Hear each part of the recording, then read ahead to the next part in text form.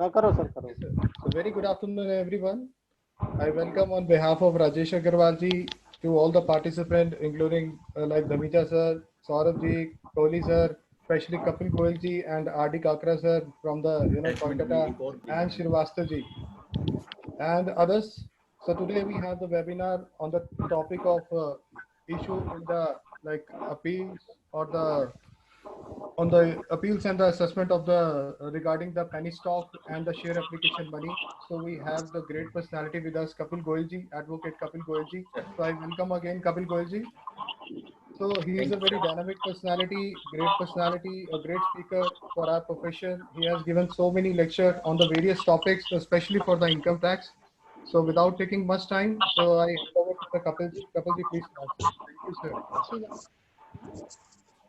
My dear learned friends, respected senior professionals, Rajesh Bhai, Jai Shri Radhe sir, and Radhe Srivastava Radhe. Saab, my very good friend, and I can say he's a great elder brother and always a great source of inspiration for me, Srivastava Saab, and Dhamija ji, and every one of you, sir, each one of you, Dhamija ji, and all of my good friends and Kakra Saab from Kolkata, I believe. Kolkata, Srivastava ji? हाँ हाँ जी, थोड़ा कोलकाता से बोल रहा हूँ। कौन साहब नमस्कार। Namaskar, sir. My namaskar and pranam, sir. Good wishes to all of you, sir. Rajesh Bhai is such a good friend that he always keeps me, sir, engaged. And ये engagement जो उनके साथ है, that is a permanent engagement on personal front also, sir. I can say he's very close because he's a great human being and a very good religious personality. Lot of things I learned from his personality. अरे sir sir sir So today he has given me duty, sir, to discuss on this time of pandemic. This is second duty, Agrawal sahab. जी। Last time we met on 148. Today we are Yes. meeting on penny stock and share capital. Yes sir yes sir. First I will take share capital, then I will come to penny stock, sir.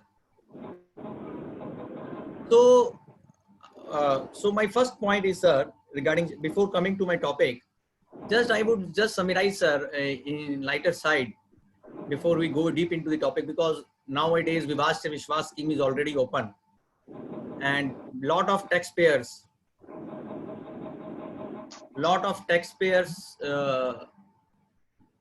would be willing to join this scheme. There is no doubt about it. But our deliberations as a student of law, as academics, sir, is just concentrated on what is the latest jurisprudence, how tribunal and the other courts in the country are discussing on the subject of this share capital and the share premium and penny stock. And this is, again, I am saying at the cost of repetition, without prejudice to the people who may want to join Vivad Se Vishwas scheme, Rajesh Bhai. जी sir. So going to Vivad Se Vishwas scheme is a person specific, case specific and a situation specific decision. And discussing the subject in the legal manner, academician like manner, and in a student like manner is a different thing, sir. So I'm not on this that one should not go to Vivad Se Vishwas scheme if he so wishes. But I am to just discuss, sir, because today my topic is not to discuss Vivad Se Vishwas, but yes, I am saying that, that scheme is open. Many taxpayers might be willing to go into that. But let us understand what is the current judicial landscape on share capital, share premium, and penny stock, sir. So, as far as share capital and share premium is concerned, sir, Rajesh ji, this discussion of share capital and share premium is a very old subject, sir. It is not a new subject. I believe, Srivastava Sahab, when we go in hindsight and retrospect sense, I remember first decision which came from the Delhi High Court, which I can say was the first foundational stone on the subject of share capital as far as Income Tax Act is concerned, sir. Now that first foundational milestone was in the case of Supreme Court, in the case of, sir, this decision in the case of Stellar Investments. Now this was a decision of the Delhi High Court, which was later affirmed by the Supreme Court, sir. And in this decision, sir, as this Stellar Investment decision, I'm just telling the citation of this order.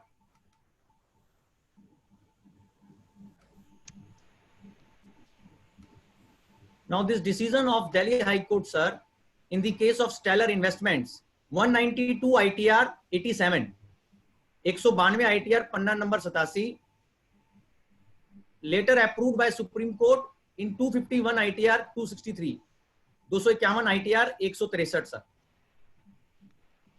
Now in this decision sir of 192 ITR and 251 ITR of Supreme Court and High Court,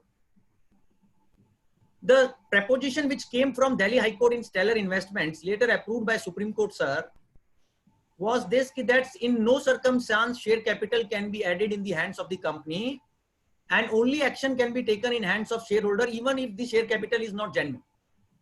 You remember that was the verdict of Delhi High Court.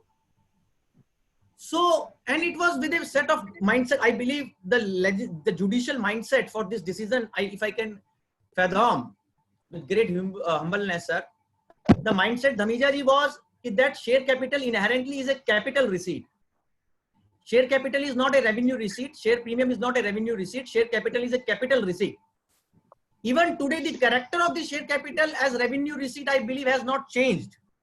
Share capital still remains, sir. You can note, and this is a very important fine point for my discussion, is that otherwise the nature of share capital is capital receipt. Now it is not a revenue receipt even today, subject to the provisions of section 68 and subject to the provisions of section 56 dealing with share premium. Share capital is still a capital receipt. Now that proposition that share capital has been capital receipt even today, subject to the provisions of satisfaction of share unexplained cash credit in section 68 and subject to the satisfaction of share value premium justification in section 56. Share capital nature remains capital receipt. That I want to underline, sir. The share capital का character क्या है? Share capital is still capital receipt.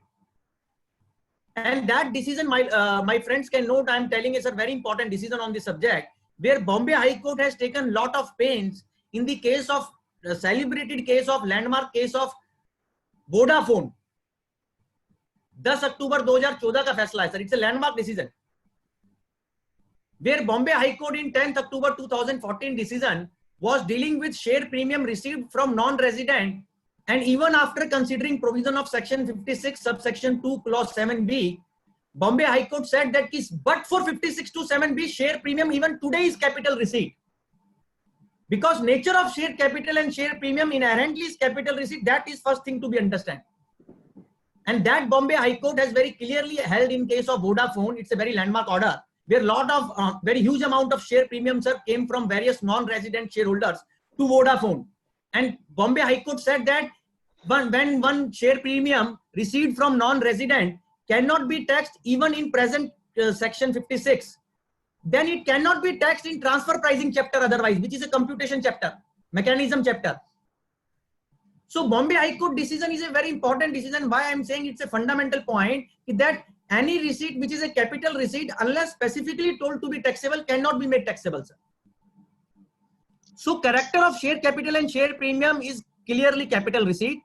We may refer Bombay High Court decision in Vodafone case, 10th October 2014. We may refer Delhi High Court decision in Stellar Investments, which was later approved by Supreme Court. Now, this was the beginning, Saurabh, when Delhi High Court in the first milestone said कि share capital का addition संभव नहीं है. 68 में भी संभव नहीं है share company के हाथ में जो share capital ले रहा है. Second milestone, sir, after Delhi, first milestone was Stellar Investment. Second milestone came in the case of Delhi High Court. Full bench was constituted in case of Sophia Finance. Now, this was second milestone. Justice B.N. Kirpal, I believe, was the presiding judge in this full bench leading decision of Delhi High Court in case of Sophia Finance, sir. Citation of Sophia Finance is 205 ITR, page number 98. 205 ITR, page number 98. It is very important to understand everything. तभी आपको समझ में आएगा हम कहाँ हैं. Second milestone, Srivastava साहब, 205 ITR, page number 98, Sophia Finance. Now, what change Sophia Finance brought into the understanding which Stellar Investment gave us? Sophia Finance says no, not in all cases share capital. It is like this: ki share capital cannot be added in share company's hands. two requirement Sophia Finance, two additional requirement Sophia Finance introduced. Or you can say this onus was put on the company that first they need to prove identity of the shareholder, sir. Number one, you can note identity of the shareholder. And second, factum of share capital. Factum of share capital being received. If these two conditions are satisfied, that yes, company is able to satisfy these are the identified shareholders and they are existing shareholders, and they confirm that they have given share capital to the company, then Sophia Finance said inquiry should end as far as 68 is concerned. Then the question should be asked and interrogation should be made in the hands of the shareholder assessment. So second milestone change brought was that they put two additional burden on the assessee company. Number one, identity of the shareholder has to be proved, sir. And second, factum of share capital being received, sir. Now, this was not there when Stellar Investment came. This was propounded in the case of full bench decision of Sophia Finance. That is the second milestone. Now, you will remember, Dhamija Saab, Srivastav ji and other seniors, sir, you will remember that after these two decisions, lot many decisions came from various courts in the country, including tribunal benches, कि आप पे Sophia Finance के हिसाब से the assessee company has discharged its burden or not. वहां ये लड़ाई होता था कि कंपनी प्राइवेट है, पब्लिक है, पैसा पब्लिक इशू में आया है, प्राइवेट इशू में आया है, कंपनी प्राइवेट लिमिटेड है, प्राइवेट प्लेसमेंट कर रहा है या क्या कर रहा है. The third milestone, sir, I believe, was given by Delhi High Court again, and you can note the name of this order because it is very important order. Third milestone and landmark in case of Divine Leasing, 299 ITR 268. 299 ITR, page number 268, sir. Now in this decision of Delhi High Court in case of 299 ITR, page number 268, this was the decision given by Delhi High Court by the bench of Justice Vikramjit Sen Saab. His Lordship has discussed entire law of Stellar Investment, Sophia Finance, और आपको याद होगा इसमें उन्होंने एक बात बहुत महत्वपूर्ण लिखा था, sir. You can note. They said if company who has taken share capital is able to give reasonable documents like share application form, etc., to prove that it has received share capital from certain shareholders, then AO is under a serious duty to take the matter further and thoroughly investigate it. And if investigation is not made, inquiry is not made, just AO has made the addition under 68, Delhi High Court in Divine Leasing said no addition can be made if AO is not able to discharge the secondary burden on him, secondary burden. Now Delhi High Court in Divine Leasing said, yes, Sophia Finance was right. Assessee is still under duty to give some explanation that who is the shareholder, where is its confirmation, how the money has come from shareholder to the assessee company, etc., etc., by giving reasonable documentary evidences. Once this documentary evidences, sir, Delhi High Court said in Divine Leasing has been given by assessee, then further inquiry and investigation has to be made by the AO to disprove the case of assessee. That was Delhi High Court gave. Now, if that inquiry, investigation, and they said very important thing, you can note, Divine Leasing said that merely because shareholder did not appear before the AO, they are otherwise existing, but they did not appear does not mean that shareholder are not genuine. Delhi High Court in Divine Leasing brought out this point very clearly. Mere non-response by shareholder to the AO of the company in its assessment will not prove this point that share capital is not a genuine capital. AO is supposed to thoroughly investigate the matter. Now, having said all these things in Divine Leasing case 299 ITR 268, sir, Delhi High Court, you will remember, has given a very interesting and landmark suggestion, Dhamija ji, to the government of India.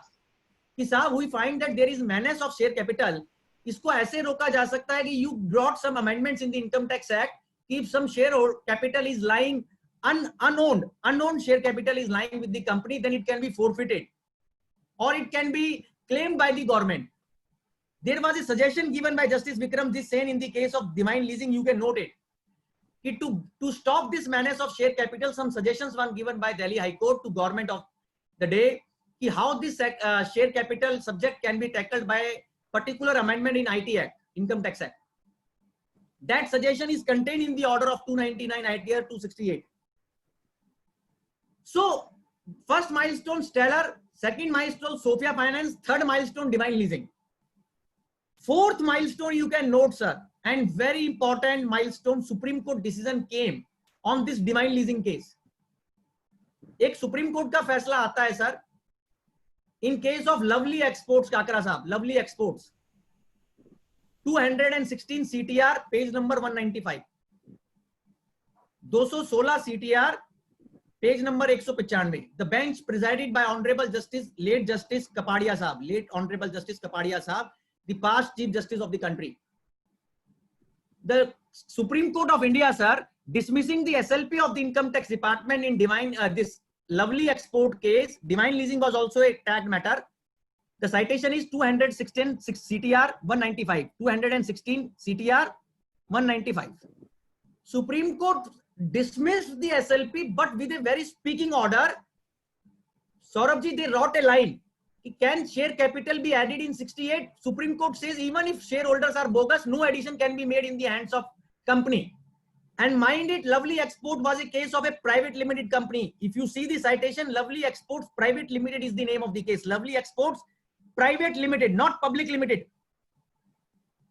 And speaking order in SLP was passed. So after Lovely Export decision of Supreme Court, various tribunal and high courts in the country, Kakra Sahab said ki no, Lovely Export now is a final word on the subject. Shareholder is there. Addition in the hands of company cannot be made. And 68 cannot be applied. So Lovely Export tried to bring again us in the position of Stellar Investment. Lovely Export को अगर आप match करें Stellar Investment के decision के साथ तो आपको लगेगा दोनों एक ही है. The language of Stellar Investment case of Delhi High Court and the language of Supreme Court decision in case of Stellar, this Lovely Exports is almost same.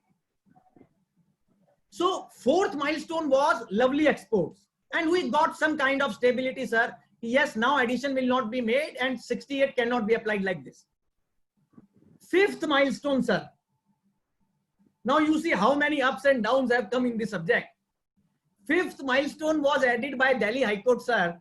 You remember in the case of Nova Promoters, Honorable Justice Khanna Sahab bench and Ishwar Sahab bench was there. Justice Sanjeev Khanna and Justice R.V. Ishwar. Delhi High Court bench in case of Nova Promoters. Now, Nova Promoter citation is, you can note. Nova Promoter citation is, sir,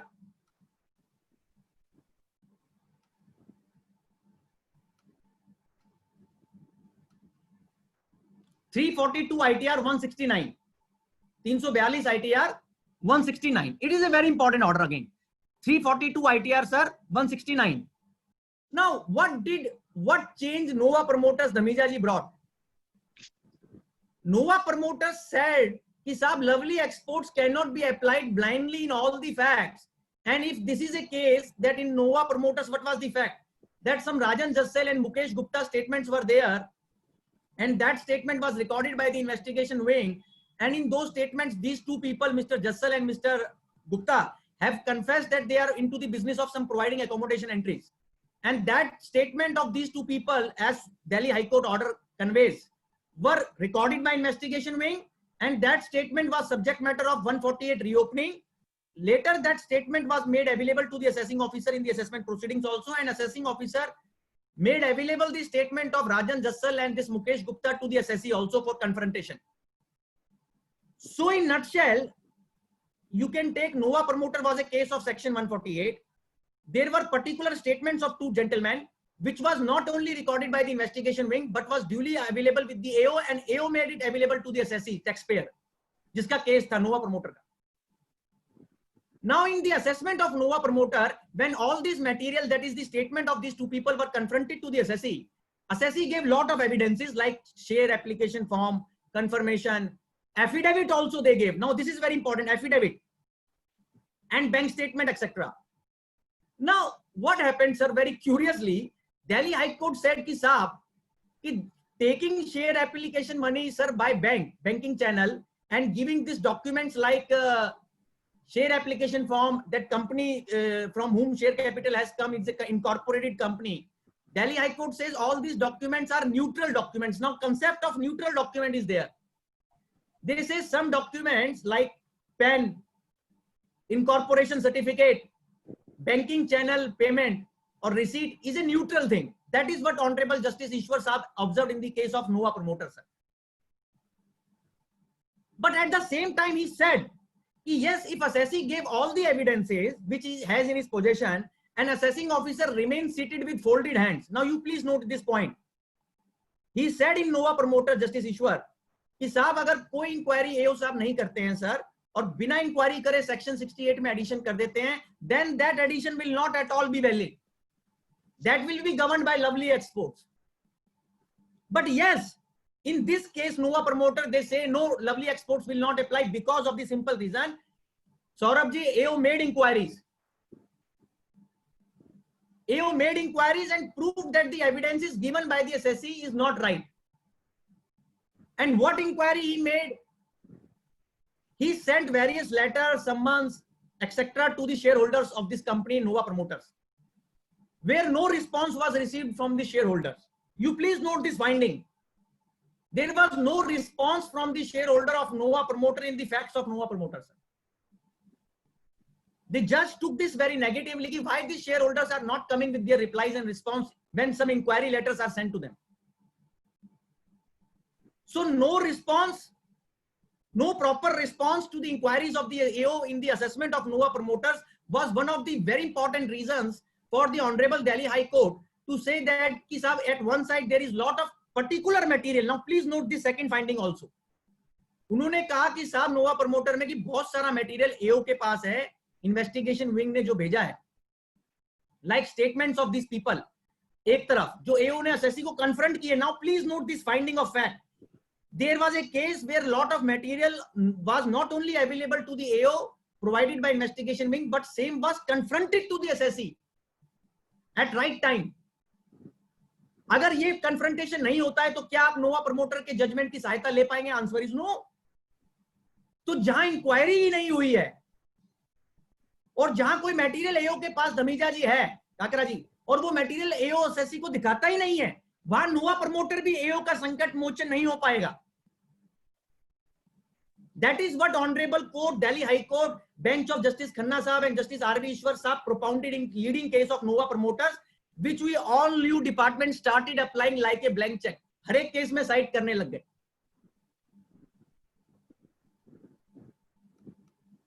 तो sir, am I clear, audible, sir? Yeah. Oh yes. So first milestone was, sir, Stellar Investment. Second milestone was Sophia Finance. Third milestone was Lovely Expo, this Divine Leasing. Fourth milestone was Lovely Export, and fifth milestone is Nova Promoters. Now please see. I am just asking a small question in between. We have been now talking about the concept of cross-examination. Was this point ever discussed in Nova Promoters by Justice Ishwar and Justice Khanna? Sir, no, they have not given too much of weightage to cross-examination, because what has happened is, I believe, as I read this case again today, sir, there they have said in some paragraphs in the end, they say that there are two brackets of cases, sir. One bracket of cases, sir, my screen is properly coming to all of you, na, sir? Now it is coming, sir. Yes. Please continue, sir. Sir, yes. So what Nova Promoters propounded was कि two category of cases they invented, sir. One category of case they say कि जहां पर कोई inquiry नहीं हुआ है वहां addition will not survive, और जहां इंक्वायरी करके डिस्क्रेडिट किया गया मटेरियल को वहां addition can survive. So you will recall after Delhi High Court decision in Nova Promoters, although they did not went into this conundrum of cross examination, which I believe was later much given force by Supreme Court in Andaman Timber Industries case. Correct. So I will just come to this, because why I am telling all this history, because अभी ज्यादा confusion क्यों हो गया है वो NRA Iron से, जिन्होंने कुछ चीजें जो Lovely Exports ने settle करी थी वो NRA Iron with great respect has unsettled it, sir. So let me come to NRA Iron, then you will get what I am trying to convey. So fifth milestone, sir, I told came in the case of Nova Promoters, which distinguished the Supreme Court decision in case of Lovely Exports, and which gave us two categories of cases, one where no inquiry is made and where inquiry is made and evidences of assessee are discredited and overruled by the AO. Now, after Nova promoters giving us these two category of cases, you will remember Honorable Justice Badar Durej Ahmed Saab's bench. कोई बात नहीं sir, मेरा face आए ना आए, जगजीत जी मेरा face आ रहा है कपिल जी, आ रहा है सर, आ रहा है प्रभु जी, आ रहा है आपका। अरे नहीं भी आ रहा था तो कोई फर्क नहीं पड़ता सर, मुद्दे की बात होनी चाहिए, मेन बात आप तक पहुंचनी चाहिए, वो जरूरी है। Your voice and concept is very clear. कोई बात नहीं sir, that is 6th milestone आप नोट करें, 6th पॉइंट कि दिल्ली हाई कोर्ट के 2 डिसीजंस आए सर, जिन्होंने फिर इसको नोवा प्रमोटर्स को रैशनलाइज किया, थोड़ा सा नोवा प्रमोटर को और लवली एक्सपोर्ट को रैशनलाइज कहने से अच्छा होगा रिकंसाइल किया, कि लवली एक्सपोर्ट्स के बीच में और नोवा प्रमोटर के बीच में जो गैप है उसको रिकंसाइल किया गया 2 दिल्ली हाई कोर्ट के उच्च न्यायालय के डिसीजंस के द्वारा। One citation is Gangeshwari metals and second citation is fair finvest. Gangeshwari metals का साइटेशन है 357 ITR पन्ना number 146, 357 ITR 146। Gangeshwari metal 357 ITR 146। और सर फेयर फिनवेस्ट का साइटेशन है 361 ITR page number 10, 361 ITR page number 10। In both these decisions of Honorable Delhi High Court, they said that if assessing officer is making the addition under 68 just relying upon investigation wing information but without making any independent inquiry and examination of the documents filed by the assessee, then addition under 68 merely on investigation wing information will not be okay. That is what Honorable Justice Badar Durej Ahmed Saab, speaking for Delhi High Court in case of Gangeshwari Metals and Fair Finvest, said, sir. So I am on 6th point now, 6th milestone. Again, it said the importance of independent inquiry. You will remember, Kakra Sahab, there again after these decisions of Delhi High Court, department started saying in tribunal and court started saying कि भैया आपने share holder को produce नहीं किया। क्या assessing officer का ऐसा कहने से कि शेयर जिसने कैपिटल लिए कंपनी को कि भैया तुम शेयर होल्डर को प्रोड्यूस करो, is it making an independent inquiry? And where AO is not himself issuing summons and inquiry letters but asking a company कि साहब आप शेयर होल्डर को, डायरेक्टर को प्रोड्यूस करिए शेयर होल्डर कंपनीज के। Court said no, making of inquiry and independent inquiry by making meaningful inquiry. See, these 2 decisions of Delhi High Court said meaningful inquiry has to be done, meaningful independent inquiry. Now, if investigation wing information is there on the one hand, but no independent meaningful inquiry is done by the AO on the other hand, then probably adverse inference under sections deeming fiction of section 68 would not be able to be drawn. That was Delhi High Court's view in these 2 cases, sir. So let me come to 7th point now. बहुत पानी चला गया, अब यहां तक हम पहुंच गए थे सर। इतने में आपको याद होगा फाइनेंस एक्ट 2012 आ गया था। Finance Act 2012 made lot of amendments in Income Tax Act for anti-evasion, anti-unaccounted money. 2 amendments you can note is Section 68 and Section 56. Section 68, one amendment was added when Mr. Pranab Mukherjee, Dr. Pranab Mukherjee was the finance minister of the country in 2012. He made lot of amendments to deal with the menace of unaccounted money. One of the important amendment and significant amendment for my purpose is sir Section 68. एक proviso add किया गया जिसमें source of source की बात की गई कि closely held company receiving share capital from resident share holders will also required to be prove the source of the share capital, that is the share holder, what is the source available to the share holder for giving share capital to the company. That is proviso to Section 68 with effect from assessment year 13-14. This was a prospective amendment, not a retrospective amendment, sir, mind it. This amendment in by Finance Act 2012 was effective from assessment year 13-14. That is prospectively a proviso was added in Section 68 requiring assessee company to not only prove who is the shareholder but also prove the source of the shareholder. So they put additional onus but prospectively on the company कि आपको shareholder का source भी बताना है. So that was the legislative introduction where they took cognizance of this pernicious practice and brought out an amendment, anti-evasion amendment, and brought out a special anti-avoidance rule, SAR, in proviso to section 68.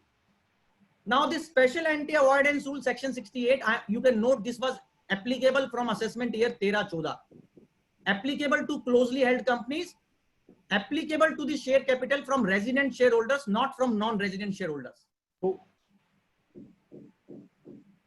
Parallelly, sir, they introduced in the Finance Act 2012, you will realize कि एक amendment उन्होंने section 56 में भी किया था, 5627B, 56 clause 27B. इसमें उन्होंने कहा था कि अगर कंपनी शेयर कैपिटल के साथ शेयर प्रीमियम रिसीव कर रही है, meaning thereby shares are issued at more than face value, then company concerned, that is the closely held company, will need to prove the justification of valuation of share premium. And this amendment was also made in Finance Act 2012, applicable with effect from prospective effect from assessment year 13-14, prospective effect from assessment year 13-14. That share premium justification has to be given by the concerned company who has subscribed to the share capital, who has got share premium. And for justification, you will remember now there is a rule, very detailed rule in the income tax rules, Rule 11 UA. Now, after assessment year 13-14, when amendment have been made in section 68 and when amendment has been made in section 56 with prospective effect, definitely the landscape, the judicial, the legislative landscape changed altogether now, because here share premium justification has also to be proved. Shareholder source has also to be established with effect from 13-14. Now we have lot of litigation going on in appeals. Rajesh ji has given me topic of appeals of share application money. I believe various cases of share capital appeal which we are dealing in High Court, Supreme Court in ITAT are relating to the years prior to assessment year 13-14 sir. मेरा आवाज आ रहा है सबको sir? Oh yes, it is clear. Okay. Appeal बिल्कुल clear है. No problem sir, मैं mic testing करता रहता हूं, मुझे घबराहट होता है. अभी आप देखिए सर कि when this amendment came into the law, another legal battle started कि साहब ये अमेंडमेंट रेट्रोस्पेक्टिव है या ये अमेंडमेंट प्रोस्पेक्टिव है. आपको याद होगा, ऐसा नहीं है. और ये अमेंडमेंट मैं आपको बता दूं, आप पढ़ेंगे प्रणब मुखर्जी साहब के लफ्ज बाय लफ्ज memorandum explaining provisions of finance act 2012, it is prospective amendment only. और चलिए मेरे कहने से तो क्या होता है, मेरे कहने से तो प्रोस्पेक्टिव कोई मानेगा नहीं. गगनदीप इंफ्रास्ट्रक्चर का डिसीजन नोट कर लीजिए बॉम्बे हाई कोर्ट का, विधाता टावर्स का केस नोट कर लीजिए, विधाता का नाम भी है इसमें, विधाता टावर्स. तो इन्होंने कहा भैया ये जो अमेंडमेंट हुआ है फाइनेंस एक्ट 2012 से, ये सब प्रोस्पेक्टिव है. कोहली साहब पहले से नहीं लगेगा ऑब्वियसली सर. और ये बहुत इंपॉर्टेंट है क्योंकि हमारे पास जो केसेस है वो बहुत सारे इससे पहले के हैं. और ये बहुत जानना जरूरी है कि जो 13-14 से चीज चेंज हुई है वो 13-14 के पहले लगेगी. तो ये जो अमेंडमेंट प्रोस्पेक्टिवली की है इसका क्या मतलब रह जाएगा? क्योंकि यहां मैं प्रैक्टिकल केस स्टडी चलिए आपको वो बनाने के लिए कि अभी हमारे पास ऐसा केस आया है सर काकरा जी 148 में, जहां एओ साहब रीजंस टू बिलीव में लिखते हैं, और केस है 11-12 का, असेसमेंट ईयर 11-12 का या 12-13, और उसमें रीजंस टू बिलीव में लिखते हैं कि मैं ये रीओपनिंग इसलिए करता हूं कि मुझे शेयर कैपिटल तो सही लगती है बट शेयर प्रीमियम की वैल्यूएशन चेक करने के लिए 148 ले रहा हूं. अब भैया कोई बताए कि जिस चीज के लिए कानून में प्रावधान ही नहीं था शेयर प्रीमियम को चेक करने के लिए अलग से, तो क्या शेयर प्रीमियम को चेक करने के लिए जो वो 148 लिया जा रहा है, सिर्फ शेयर प्रीमियम को, मैं बता रहा हूं रीजंस में लिखा है शेयर प्रीमियम की वैल्यूएशन को चेक करने के लिए हम 148 ले रहे हैं. और असेसमेंट ईयर मैंने आपको बता दिया 11-12 और 12-13, और ये मेरे पास 3-4 केस हैं जिसमें बड़े बड़े अमाउंट के एडिशन हुए हैं. मेरी अंडरस्टैंडिंग में ये रीओपनिंग बिल्कुल गलत है sir. It is not at all in my humble opinion. When there is no existing provision for a particular thing in the statute, and that came subsequently with prospective effect only, to make it as a basis of reopening in other years, which is not applicable there, it is wrong. So that is the fine point to understand why I am again and again ingeminating on this point. The amendment made in section 68 and section 56 respectively for share capital and share premium is prospective in nature. I gave 2 decisions, Bombay High Court, Gagandeep Infrastructure. Second, I am giving an MP High Court order. You all know, sir, this is a landmark order on share premium. I do not know any better decision on the subject of share premium by any other court than this Madhya Pradesh High Court decision in case of Chain House. 408 ITR 715 number page. 408 ITR volume page number 715 कि share premium assessment year 13-14 से पहले company के हाथ में add हो ही नहीं सकता है, क्योंकि ये मुद्दा कंपनी के और शेयर होल्डर के बीच में है कि कितना प्रीमियम रेज करना है. That is what honourable lordships of MP high court have said. That department can not decide what should be the premium. That is MP High Court said. It is between shareholder and it is between the company that what share premium should be taken. It is matter of business discretion by the SSE. And prior to assessment year 13-14, MP High Court clearly said share premium cannot be added separately in section 68. And that is the decision of 408 ITR, page number 715, SLP dismissed by Supreme Court, sir. Already SLP has been dismissed by Honorable Apex Court. So, when Chain House clearly says that no share premium addition separately, independently for period prior to assessment year 13-14, I believe I am right in my humble submission that if a case is taken under 148, limitedly for share premium aspect, that too for the period prior to assessment year 13-14, it is wrong. So, we have to understand, sir, now after all these things were done, now we got a decision of Supreme Court in 2019 March. You can note the date of the order. Jagatji, meri voice aa rahi hai properly, sir? Okay. So now came a Supreme Court decision, sir. You can note in the case of NRA Iron in March 2019. The bench of Honorable Justice Lalit Saab and Justice Indu Malhotra, madam. The citation of this order is 412 ITR volume page 161. 412 ITR 161. Rajesh ji, sir मेरी voice clear नहीं है क्या sir? बिल्कुल clear है sir. 412 ITR 161. क्या बात है sir, तुसी ग्रेट है सर. ऐसे मत बोलो सर. अरे सर नहीं मैं तो क्या नोट चल रहे हैं. नहीं सर, मैं ये क्या कह रहा हूँ सर कि अभी टेस्टिंग होती रहती है ना, अभी आप लोग बोलते रहेंगे बीच बीच में. वो राजेश भाई कहाँ चले गए? राजेश भाई यहीं हूँ भाई साहब, मैं यहीं पर ही हूँ. फोटो लगा के. अरे भाई साहब मैं यहीं पर ही हूँ. विजय साहब को कर गए. ठीक है मेरे साथ ही है ना. कपिल जी भाई साहब सुन रहा हूँ आपको. वॉइस को टेस्ट नहीं करते. Sorry sir. सुन रहा हूँ सर, आपको सुन रहा हूँ. सिर्फ राजा टेस्ट करते हैं. क्या होता है कोहली साहब, ये क्या है आपसे ऊर्जा लेने का काम हो रहा था, वरना ऊर्जा कम हो रही होती है. ठीक है. अच्छा मैं वापस आ रहा हूँ sir. 412 ITR page number 161, 412 ITR 161, Supreme Court of India in case of NRA Iron. Now it's a climax. I can say it was a climax. It is a climax to the entire subject of 68 share capital. What happened in this order is a checkered history. CIT appeal sab deleted the share capital. ITAT confirmed it. High Court also approved it. Delhi High Court. Supreme Court reversed all these three orders of CIT appeal, ITAT and High Court in NRA Iron and restored the order of the assessing officer. Now it is a very peculiar thing. CIT appeal in NRA Iron was favoring to the assessee. ITAT was in favoring of assessee, sir, and High Court, Rajesh ji. Supreme Court reversed all these three appellate authorities' decision to restore the assessing officer order.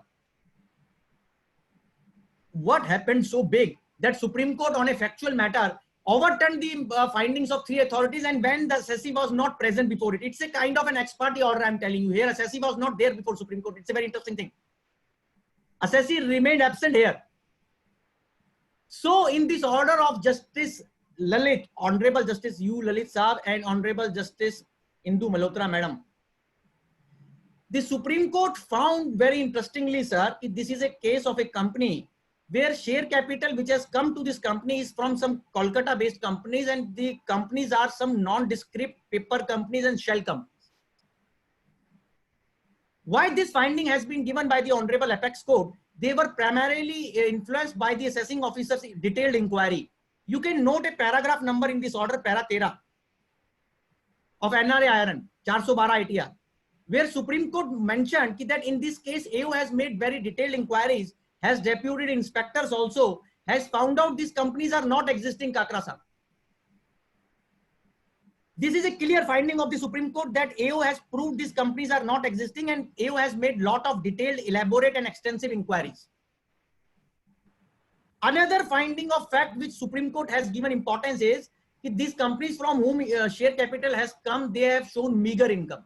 This is a difficult finding. Meager income. Now they have gone on to the source of the share capital, income generating source. This is where the difficulty starts. Where source has been correlated to the income aspect. I will just come to this. I'm just highlighting what are the 4 or 5 striking features of this order. One, detailed inquiries done by the AO where companies were proved, shareholder proofs, company were proved to be non-existing by detailed inspector report.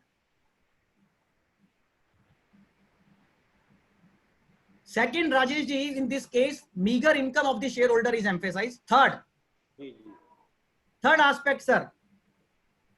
They say कि साहब इनका credit worthiness नहीं है और SSC ने कोई ऐसा काम नहीं किया है जिससे ये साबित होता हो कि जिन कंपनियों से उसने पैसा लिया है वो कंपनियां पैसा देने की पोजीशन में थी. That is the credit worthiness of the company's concern has not been established is one of the another finding of the Honorable Apex Court. Somewhere they have highlighted that bank statements of the shareholders is missing. It is a very interesting finding. Bank statements of the shareholder was found missing, was found lacking. So no existence on inquiry is a 1 point. Second, credit worthiness not established, sir. Meager companies, and I'm saying in lighter side, they say it is a Kolkata based companies, which we are not understanding how they have given so much of amount of money to the SSC. All these things combined turn the wheel upside down and reverse the entire set of situation, and share capital addition was sustained. Now if I see this, now it's a matter of perception कि एक आप चीज को कैसे देखते हैं साहब. अगर आप NRA iron को इस तरीके से देखें कि एसएससी को ही सब कुछ करना है, in my humble opinion it is not right. It is not like this that Supreme Court has said in NRA iron that there is an infallible onus on the SSC. Sorry, Justice Indu Malhotra, her lordship has clearly mentioned कि अगर एक बार आपने कागज दे दिए हैं, proper documents दे दिए हैं, documentary evidence दे दिया है, overwhelming documentary evidence दे दिया है, voluminous documentary evidence दे दिया है, surfeit documentary evidence दे दिया है, तो AO को उस मैटर को thoroughly inquire और investigate करना ही है. To throw back the burden on SSC. Please note this word, throw back the burden. I am telling, sir, with my humbleness, in my practical experience, I see that this throwing back of burden does not happen properly. It's a game of shifting onus, na? First onus is on SSC, then secondary onus is on the department, but department has to again throw back the burden on the SSC, sir. If this, and it is happening in penny stock also. So please note there is a finding in a paragraph by Justice Indu Malhotra in NRA iron 412 ITR. This shifting onus concept even remains today also, sir. And as a student of law, when we understand the concept of shifting onus, it means that primary onus is on SSC, but secondary onus is on revenue. So that is one point. Second point is this, sir, this case revolved around share capital aspect. It was not discussing loans, etc., other items of cash credit. And it was in a very peculiar fact setting where detailed inquiries and investigation were done. And then existence of companies was put in under serious doubt. Those companies, shareholder companies, are not in existence. Try to match 3 Supreme Court decisions, sir. One, the Stellar Investment Supreme Court decision. Then Supreme Court Lovely Exports. Now Supreme Court this NRA iron. आप इन तीनों को compare करिए एक बार. क्या फर्क नजर आएगा आपको? पहले वाले दोनों में तो उन्होंने कहा कि साहब असेसमेंट ईयर 13, मैं अगर समझूं उसको कि असेसमेंट ईयर 13-14 से पहले शेयर कैपिटल का एडिशन कंपनी के हाथ में संभव नहीं है, क्योंकि वहां तो लॉ 68 सेम ही था. बट एनआरए आयरन ने, नोवा प्रमोटर्स ने और डिवाइन लीजिंग जैसे डिसीजंस ने और सोफिया फाइनेंस ने, चारों को साथ पढ़िए आप. अब इन चारों को साथ पढ़िए, NRA iron, nova promoter, Sofia finance and divine leasing, इन चारों को साथ पढ़ेंगे तो ये रिकंसिलिएशन होगा सर कि यस एसएससी को प्राइमरी ओनर्स डिस्चार्ज करना है, फिर डिपार्टमेंट को उसको थॉरोली इन्वेस्टिगेट करना, इंक्वायर करना है और एसएससी के ऊपर बर्डन रीशिफ्ट करना, तभी रिकंसिलिएशन हो पाएगा. I am repeating, Stellar Investment and Lovely Exports were one extreme, Sophia Finance, Divine Leasing, Nova Promoters and this NRA iron recent decision are on one side. दोनों की philosophy में अंतर यह है कि एक फिलॉसफी कहते हैं कि शेयर कैपिटल का एडिशन संभव ही नहीं है, दूसरी फिलॉसफी ये कहती है कि नहीं, एसएससी को genuine existence of share holder prove करना है. This is the basic difference in the philosophy of stellar investment decisions and the philosophy of NRA iron decisions. I believe I am clear, Saurabh ji. So this point is this, sir, that NRA iron cannot be treated to be the last word and the only word on the subject. I am sorry, that's why मुझे आपको पूरी journey बताने पड़ी है. और एक बड़ी महत्वपूर्ण बात सर, एनआरए आयरन के डिसीजन में, with all humbleness, great respect, I am not criticising Supreme Court decision, but I am academically as a student of law analysing the order. I find in that order Supreme Court decision in Lovely Exports and Supreme Court decision in Stellar Investment has not been mentioned and cited and considered. Please note this aspect. उन्होंने High court के orders consider किए हैं lovely export वाला, but supreme court का फैसला पूरे NRA iron में कहीं दूर दूर तक आपको नजर नहीं आएगा. आप पढ़ लीजिएगा. एनआरए आयरन इज सब silentio and per incuriam in my humble respectful submission. Per incuriam I am saying. qua earlier two decisions of Supreme Court in Stellar Investments and Lovely Exports, sir, it was a coordinate bench decision, sir. अगर उनको था तो larger bench बनाते हैं अगर they were doubting Stellar Investment and Lovely Exports, but that has not happened. Probably because it was not a case where representation was made by SSE. So honorable my lords have just focused on the decisions which were available to them. So their attention was not drawn, I am saying with humbleness, sir, to two Supreme Court decision in case of Stellar Investments and second one in case of Lovely Exports of Justice Kapadia sir. So yes, there is apparent conflict in the philosophy of two Supreme Court decisions and this third one Supreme Court decision. Yes, this because earlier two were on other extreme. Now, if an attempt has to be made to reconcile all these 7 points of view or 6 points of view, I believe only reconciliation is this, the concept of shifting onus. First onus on assessee, secondary onus on department to throw back the burden on assessee.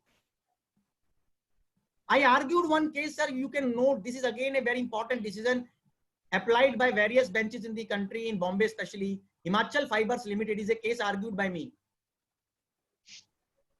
In Himachal Fiber Limited also you will find some good discussion of Delhi High Court order and Delhi ITT order on share capital, sir.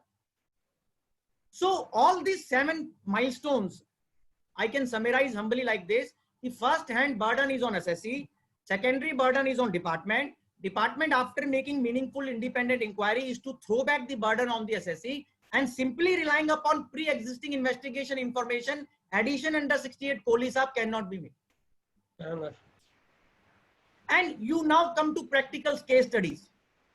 I have, Rajesh bhai, 15-20 questions which I have made in last time. Shubham bhai, Himachal Fiber reported नहीं है, आप Google से taxman.com पे होगा, taxman.com पे ढूंढ लीजिएगा शुभम भाई. हिमाचल फाइबर taxman.com पे ढूंढ लीजिएगा. तो राजेश जी, मैंने 15-20 क्यूरीज बनाई थी अपने लिए, जी सर, अपने अध्ययन के लिए, आज के लिए, कार्यशाला के लिए. तो एक पहला क्वेश्चन जो मैंने बनाया है वो मैं एक एक करके ले लेता हूं सर आपकी अनुमति से. जी sir, ji sir.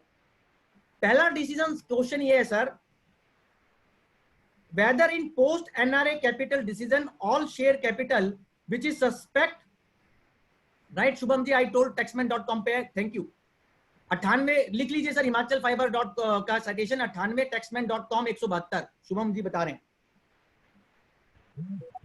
Whether in post NRA decision all share capital suspect to be from alleged paper companies and shell companies can be the criteria to add it in section 68 where nothing adverse the assessee is there.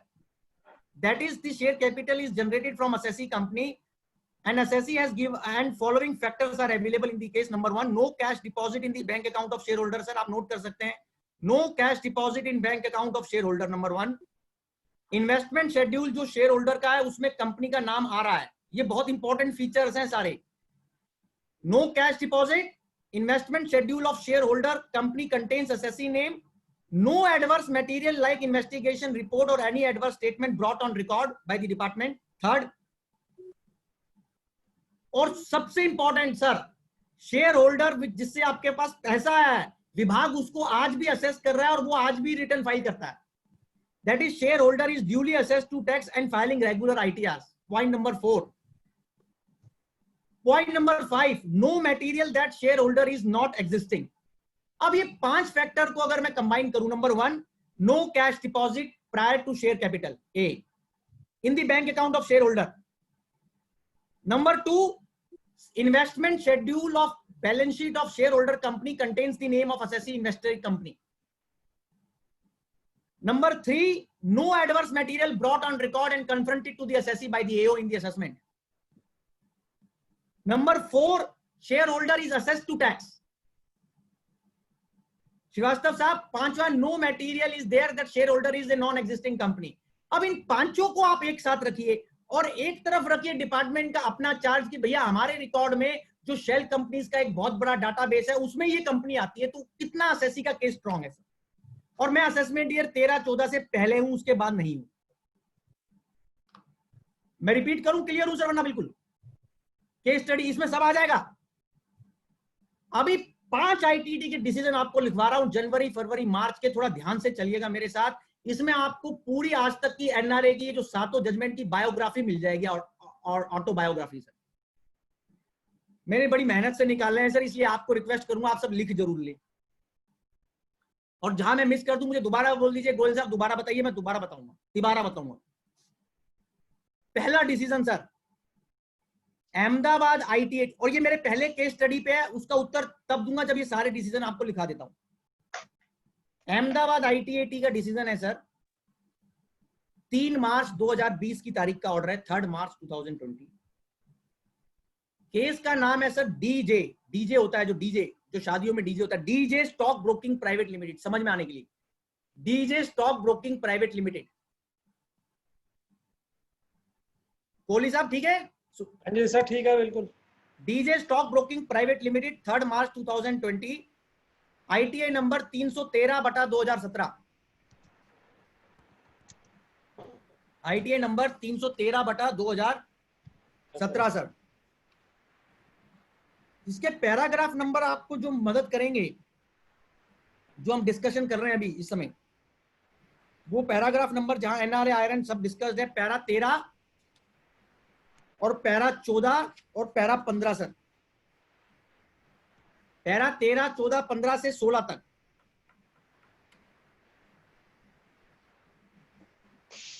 और para 16 में उन्होंने ये Ahmedabad ITT वाले order में, 3 मार्च वाले order में clearly लिख दिया एनआरए आयरन को कंसीडर करने के बाद। और एक और डिसीजन इसमें कंसीडर किया गया सर अहमदाबाद में ही, जो अभी लेटेस्ट ऑर्डर था, बॉम्बे हाईकोर्ट का ऑर्डर है सर। केस का नाम है बॉम्बे हाईकोर्ट का, जो इसमें इंटरनली रेफर्ड है पैरा 13 में, CIT versus ME industries limited. ये भी लिख लीजिए, भी बहुत इंपॉर्टेंट है। CIT versus ME, AMI, CIT versus ME industries limited, ITA number 1231/2017, income tax appeal number 1231/2017, Bombay high court, ME industries limited. अब सर श्रीवास्तव साहब, इस अहमदाबाद आईटीटी के ऑर्डर में जो ऑनरेबल यादव साहब ने ऑथर किया है, राजपाल यादव साहब ने, उसमें उन्होंने पैरा 16 में एनआरए आयरन को, एमई इंडस्ट्रीज को, शेयर कैपिटल को, सारे डिसीजन जो असेसी के खिलाफ है उनको कंसीडर करने के बाद ये पैराग्राफ लिखा है कि अगर असेसी ने अपना बर्डन डिस्चार्ज कर दिया और रेवेन्यू ने अपना बर्डन डिस्चार्ज नहीं किया तो 68 का एडिशन सस्टेन नहीं करेगा। तो वो सेकेंडरी बर्डन पे गए कि कोई प्रॉपर इंक्वायरी नहीं करी गई, मीनिंगफुल इंक्वायरी नहीं की गई, तो एनआरए आयरन आने के बाद भी 68 में एडिशन संभव नहीं है। अब दूसरा डिसीजन जो यही बात और लाउडली कहता है, और वो भी बहुत लेटेस्ट ऑर्डर है सर एनआरए आयरन को कंसीडर करने के बाद, कि एनआरए आयरन की फैक्ट्स बड़े पेक्यूलियर हैं, हर एक जगह वो नहीं लग सकता है। I am telling second decision now. पहले अहमदाबाद आईटीटी हो गया, रुस्तगी जी, अहमदाबाद आईटीटी का नाम है DJ stock broking private limited, D for Darjeeling, J for Jagdamba, DJ stock broking private limited. Sir second decision मैं जयपुर आईटीटी का बता रहा हूं, इसका नाम है Skyways, Skyways industrial estate private limited, Skyways, highway नहीं स्काईवेज। और स्काईवेज के डिसीजन का डेट है 21 फरवरी 2020, 21 फरवरी 2020। अभी 2020 से पीछे नहीं जाने वाला हूं मैं, सब डिसीजन 2020 के ही डिस्कस करूंगा सर। और ये डिसीजन जयपुर आईटीटी का है, केस का नाम है Skyways industrial estate private limited, Jaipur ITT. और इसका ITA नंबर भी नोट कर लीजिए क्योंकि अनरिपोर्टेड ऑर्डर्स हैं। Income tax appeal number 691/17। मैं सारे डिसीजन दे दूंगा अग्रवाल साहब को, श्रीवास्तव जी को, उनसे ले लीजिएगा। वैसे भी ITA नंबर 691/2017। इसके अंदर पैराग्राफ नंबर NRA आयरन के लिए पैराग्राफ नंबर सर, जहां पूरा डिपार्टमेंट ने NRA आयरन का इसमें डिसीजन का पूरा हवाला है लास्ट पैराग्राफ में, और कोर्ट का ओपिनियन ये है कि जहां AO ने एक इन्वेस्टिगेशन विंग की रिपोर्ट को रिलाई किया, एक पर्टिकुलर पर्सन की स्टेटमेंट को रिलाई किया कोहली साहब, बट उसका ना तो असेसी को कन्फ्रंटेशन दिया, ना स्टेटमेंट की कॉपी रिकॉर्ड पे लाई, और ना असेसी का उसके साथ लिंक स्टैब्लिश किया स्टेटमेंट का। बहुत इंपॉर्टेंट बात है, the link of the assessee company with the statement available with the department. Oh, they are silent on that. So they say that कि NRA iron again cannot be applied because, और यहाँ inquiry भी detail उसने नहीं करी, और दूसरा investigation wing की रिपोर्ट को जो उन्होंने ब्लाइंडली रिलाई कर लिया मैकेनिकली, उसमें प्रॉपर असेसी का नेक्सस एस्टेब्लिश नहीं किया, तो उन्होंने शेयर कैपिटल का एडिशन डिलीट फरमा दिया सर। अभी इसके बाद सर हमारी अपनी दिल्ली ITT के दिल्ली जोन के डिसीजंस में आपको दो लिखा रहा हूं। दो डिसीजन दिल्ली ITT के आए हैं 2020 में, दोनों ही जनवरी के फैसले हैं दिल्ली ट्रिब्यूनल के NRA आयरन के ऊपर। एक डिसीजन है sir Brahmaputra finlease private limited, Brahmaputra, ये दिल्ली ITT का ऑर्डर बता रहा हूं तीसरे पॉइंट में, Brahmaputra finlease private limited, NK बिलाया साहब ऑथर हैं इसके। ब्रह्मपुत्रा फिनलिस प्राइवेट लिमिटेड 15 जनवरी 2020 का फैसला है दिल्ली बेंच का, और इसका अपील नंबर है 3333/2017, 3333/2017 ब्रह्मपुत्रा फिनलिस प्राइवेट लिमिटेड 15 जनवरी 2020। NRA आयरन को उन्होंने ये कहकर डिस्टिंग्विश किया और बहुत इंपॉर्टेंट फाइंडिंग दी सर कि जिन कंपनियों से पैसा असेसी के पास आ रहा था वो रेगुलरली असेस हो रही है और डिपार्टमेंट उनका कर निर्धारण कर रहा है।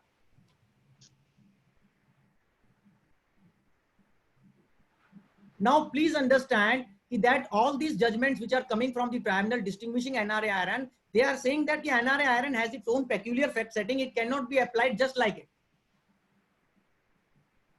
So Brahmaputra's ITA number is 3333, Harmeet जी 3333/2017, और इसमें जो NRA आयरन की डिस्टिंग्विशिंग है वो आप पाएंगे पैराग्राफ नंबर 29 और 30 में सर, पैरा 29 और पैरा 30, कि that companies from whom the money has come are regularly assessed to tax. Just a minute sir, I am taking a excuse, एक फोन आ रहा है लगे तो बेटा उज्जवल ये फोन देखना किसका आ रहा है, उनको बोलो कि सेमिनार में, sorry sir. Next decision of Delhi tribunal sir is commitment financial services private limited, phone आ रहा है जैन साहब से, commitment financial services private limited Delhi ITT का ऑर्डर है सर 23 जनवरी 2020 का, 23 जनवरी 2020, और इसका ITA नंबर है 107/2017, इनकम टैक्स अपील नंबर 107/2017। हमारे IP बंसल साहब है, उनका आर्ग्यू किया हुआ ऑर्डर है सर, और इसका नाम है केस का Commitment financial services private Limited, date of order is 23 जनवरी 2020, और इसका पैराग्राफ नंबर 1 पढ़ना चाहूंगा क्योंकि उसमें सब बातें आ गई, पैरा 5.8 उसमें सब आ जाएगा, और छोटा सा पैराग्राफ है 5.8 of commitment financial services. So far as decision relied by DR in the case of NRA Capital is concerned, iron is concerned, we may mention that the facts of present case are entirely different from facts of said case. In the said case, none of the share applicant produced the bank statement to establish the source of funds for making the huge investment in shares, even though they were declaring a very meager income in their ITRs, and many of the share applicants were found non-existing at the address given by the SSC. However, in the present case before the tribunal commitment financial case, not only the replies have been received in response to these monies under 133 note it, उन्होंने लिखा है कि 133 का reply आया है, but also the share applicants and lenders have filed their copy of ITR, balance sheet, etc., mentioning the source from which the money has been given to the SSC company. एक तो 133 का positive reply, financials of companies from where money has been given, source of capital, share capital has been explained. Third, they have even mentioned the source of from which the money has been given to the SSC company. So therefore, tribunal finds that NRA capital cannot be relied, sir. So मैंने 4-5 factors बताए थे, वापस आ रहा हूं sir मैं. No cash deposit in the bank account of the shareholder. Investment schedule of the shareholder contains the name of the SSC. no adverse material brought on records confronted to the assessee, shareholder duly assessed to tax filing regular ITR, no material that shareholder is not existing. ये पांचों finding में से आपकी, आप देख लीजिए कहां कहां पर आप फिट होते हैं सर, उससे आपका केस एनआरए आयरन के स्कोप में आता है नहीं आता है, इससे तय हो जाएगा श्रीवास्तव साहब, कोहली साहब।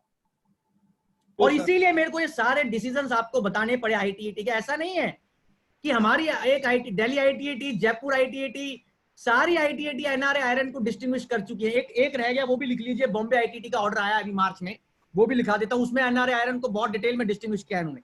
ये भी अभी लेटेस्ट फैसला है मार्च का, लॉकडाउन से पहले का। बिन्नी बिल्डर्स बहुत अच्छा फैसला लिखा है मनोज कुमार अग्रवाल अकाउंटेंट मेंबर साहब ने। Binni BINI, Binni Builders Private Limited, 12 March 2020, Bombay ITAT sir, latest फैसला है बॉम्बे आईटीटी का 12 मार्च 2020 का। Binni Builders Private Limited, income tax appeal number है 631/2019, आईटीए नंबर 631/2019। इसमें भी उन्होंने यही लिखा है कि एनआरए आयरन वहां नहीं लगेगा जहां एसएससी ने सब कुछ फाइल कर दिया और डिपार्टमेंट अपना होमवर्क नहीं कर पाया एसएससी के एविडेंसेस को ऑब्जेक्टिवली ओवररूल करने के। सर जयपुर बता दिया आपको, दिल्ली बता दिया, बॉम्बे बता दिया, सारे आईटी इंडिया के मैंने सारे, अहमदाबाद आईटीटी बता दिया। मेरे ख्याल से पूरे भारत के सारे आईटीटीज एनआरए आयरन को डिस्टिंग्विश कर चुके हैं सर अभी तक। अब क्वेश्चन ये है, अब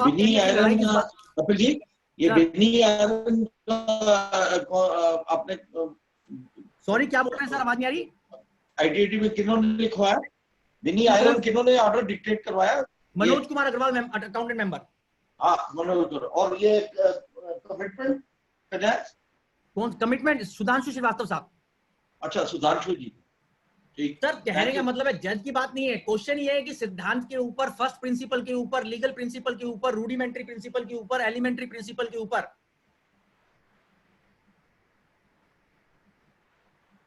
सारे ये जो चारों पांचों छह डिसीजंस हैं, ये एक ही सुर में बोलते हैं कि सुप्रीम कोर्ट के जो एनआरए आयरन के फैक्ट्स हैं वो बड़े पेक्यूलियर फैक्ट्स हैं। हर एक केस को एनआरए आयरन के हिसाब से स्केल डाउन नहीं किया जा सकता। That is my humble point of. I believe I have given complete set of conundrum to you of all these decisions of the tribunal where on facts of the SSC concern case, Srivastav Sahab, NRA iron has been distinguished. Now, I am coming to, मेरी पहले case study का question उत्तर ये है कि अगर ये पांचों चीजों में से मुख्यतः आपके केस में सारी चीजें प्रेजेंट हैं या इनमें से मेजॉरिटी प्रेजेंट है, तो शेयर कैपिटल का एडिशन 68 में नहीं हो पाएगा, जो मैंने पहला केस स्टडी लिया था सर क्वेश्चन, कि जहां इन्वेस्टमेंट शेड्यूल भी है, शेयर होल्डर एग्जिस्टिंग भी है, रेगुलरली असेस्ड भी है, उसके बैंक में कैश जमा भी नहीं है और डिपार्टमेंट के पास कोई particular adverse specific adverse material भी नहीं है। और इसी को आप एक्सटेंड कर सकते हैं सर कि आपने एक 133(6) भेजा और 133(6) का पॉजिटिव जवाब आ गया लेटर से, और उसके बाद एओ ने कुछ नहीं किया कोहली साहब, हाँ जी, तो भी एडिशन नहीं हो पाएगा। Question is this: कि how successfully department has been able to shift back the decision onus back, throw back the onus on the SSC. I hope I am clear. And my friend should note this doctrine of throwing back of onus. Secondary onus से onus shift back हुआ नहीं हुआ SSC पे, ये सबसे important है sir. Yes sir. Kohli ji मैं clear हूं ना बिल्कुल सर? तो बिल्कुल सर, रिबटल ऑफ ओनर्स आ रहा है ना, पहले एसएससी फिर डिपार्टमेंट फिर बैक टू द एसएससी। और ये जो सारे डिसीजन है ये नहीं है सर, आईटीटी के डिसीजन चाहे कहीं के भी हो तो फैक्ट्स के ऊपर है। अगर आपके फैक्ट्स किसी भी डिसीजन से मिलते हैं तो आप उस पर रिलाई कर सकते हैं। और इवन एनआरए आयरन को भी आप ध्यान से बार बार पढ़ेंगे तो एनआरए आयरन ये नहीं कहता कि सब शेयर कैपिटल एडिशन 68 में हो जाना चाहिए। एनआरए आयरन में honourable justice Indu Malhotra has not done this. उन्होंने तो ये कहा है कि जहां इंक्वायरी होने के बाद शेयर होल्डर्स नहीं मिले और फिर भी एसएससी ने नया पता उनका नहीं दिया और अपना बर्डन डिस्चार्ज नहीं किया, तो एडिशन होना चाहिए। श्रीवास्तव जी क्लियर हुआ सर? तो ये बात हमें माननी पड़ेगी सर। अगला चल रहा हूं मैं, ये पॉइंट पहला क्लियर हो गया और उसमें मैंने एक साथ बता दी बात कि ये एनआरए आयरन का डिसीजन शेयर कैपिटल का डिसीजन था, लोन का डिसीजन नहीं था, अनसिक्योर्ड लोन का जो रीपे हो चुके हैं। दूसरी बात, इसके अंदर 133(6) पॉजिटिव रिप्लाई आ गया, ऐसा कुछ नहीं था। तो आप अपने आप डिस्टिंग्विश कर लें वो सारी चीजें जो इसमें ब्रैकेट्स में नहीं आ रही, मैंने बार बार बता दी sir. NRA iron as against the assessee is valid merely non-presence of assessee. Nitin ji देखिए, non-presence or presence of the assessee is not the important thing. The important thing is this, the ratio decidendi. When you understand Supreme Court decision and go Article 141 of the Indian Constitution and decide what is the principle emerging from that. You see, we are debating on what is the principle emerging from NRA iron decision. And you go to Benjamin Corzo कि एक judgement को पढ़ने की क्या शैली होती है और उसको प्रेसिडेंट किन चीजों के लिए माना जाता है. कुछ चीजें ऑबिटर डिक्टा होती हैं, कुछ चीजें रेशियो में आती हैं. अभी हमारी बहस यहां पर चल रही है कि एनआरए आयरन का रेशियो डिसिडेंडी क्या है. So we are trying to iron out the category of cases where NRA iron ratio might not fit on the facts of a particular case, sir. And I hope I have done that job, sir. अभी अगले question पे आने दीजिए क्योंकि वरना रह जाएंगे. जी sir. चले कॉलेज आगे. हाँ जी सर, बिल्कुल 5 तत्व हो गया, आगे चलिए. आगे चलते हैं सर. अब अगला एक क्वेश्चन सर किसी ने पूछा, बड़ा इंटरेस्टिंग क्वेश्चन है सर. वो कहते हैं साहब कि एक company X company has received funds from Y company. Thank you Paramesh जी.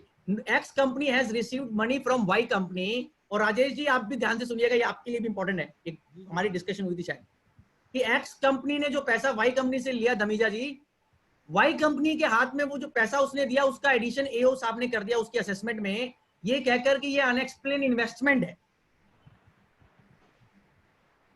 और वाई कंपनी की असेसमेंट फाइनलिटी अटेन कर गई. मतलब कोहली साहब, जहां वाई के हाथ में जो इन्वेस्टर था उसके हाथ में जो एडिशन हुआ वो फाइनलिटी अटेन कर गया. उसने चैलेंज भी नहीं करा, मतलब कि उसको उसने एजिटेट नहीं किया.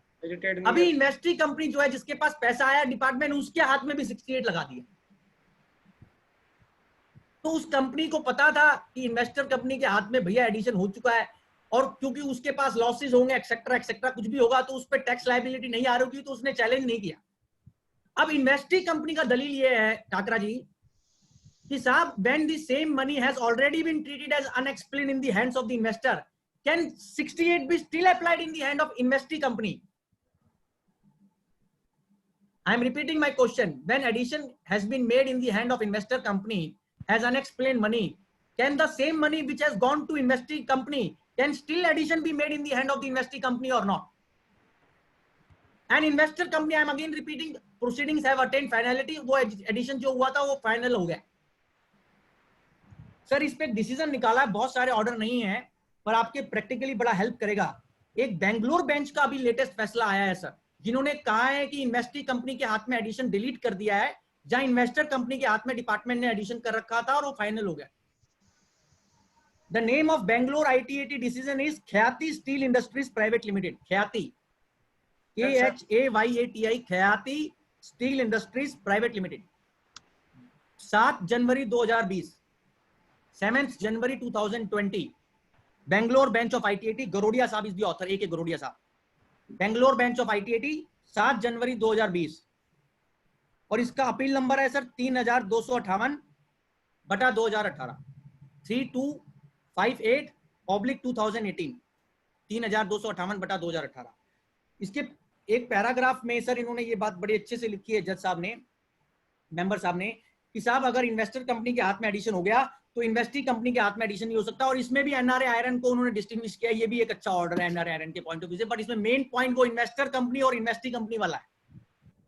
तो मेरा केस स्टडी नंबर 2 का उत्तर, जो मेरा हम्बल ओपिनियन है, I match, it is matching with Bangalore ITAT view of just honourable Garodia साहब, कि अगर इन्वेस्टर के हाथ में एडिशन हो गया है तो सर इन्वेस्टर के हाथ में एडिशन नहीं होना चाहिए, प्रोवाइडेड सेम मनी था और इन्वेस्टर का एडिशन फाइनल हो गया.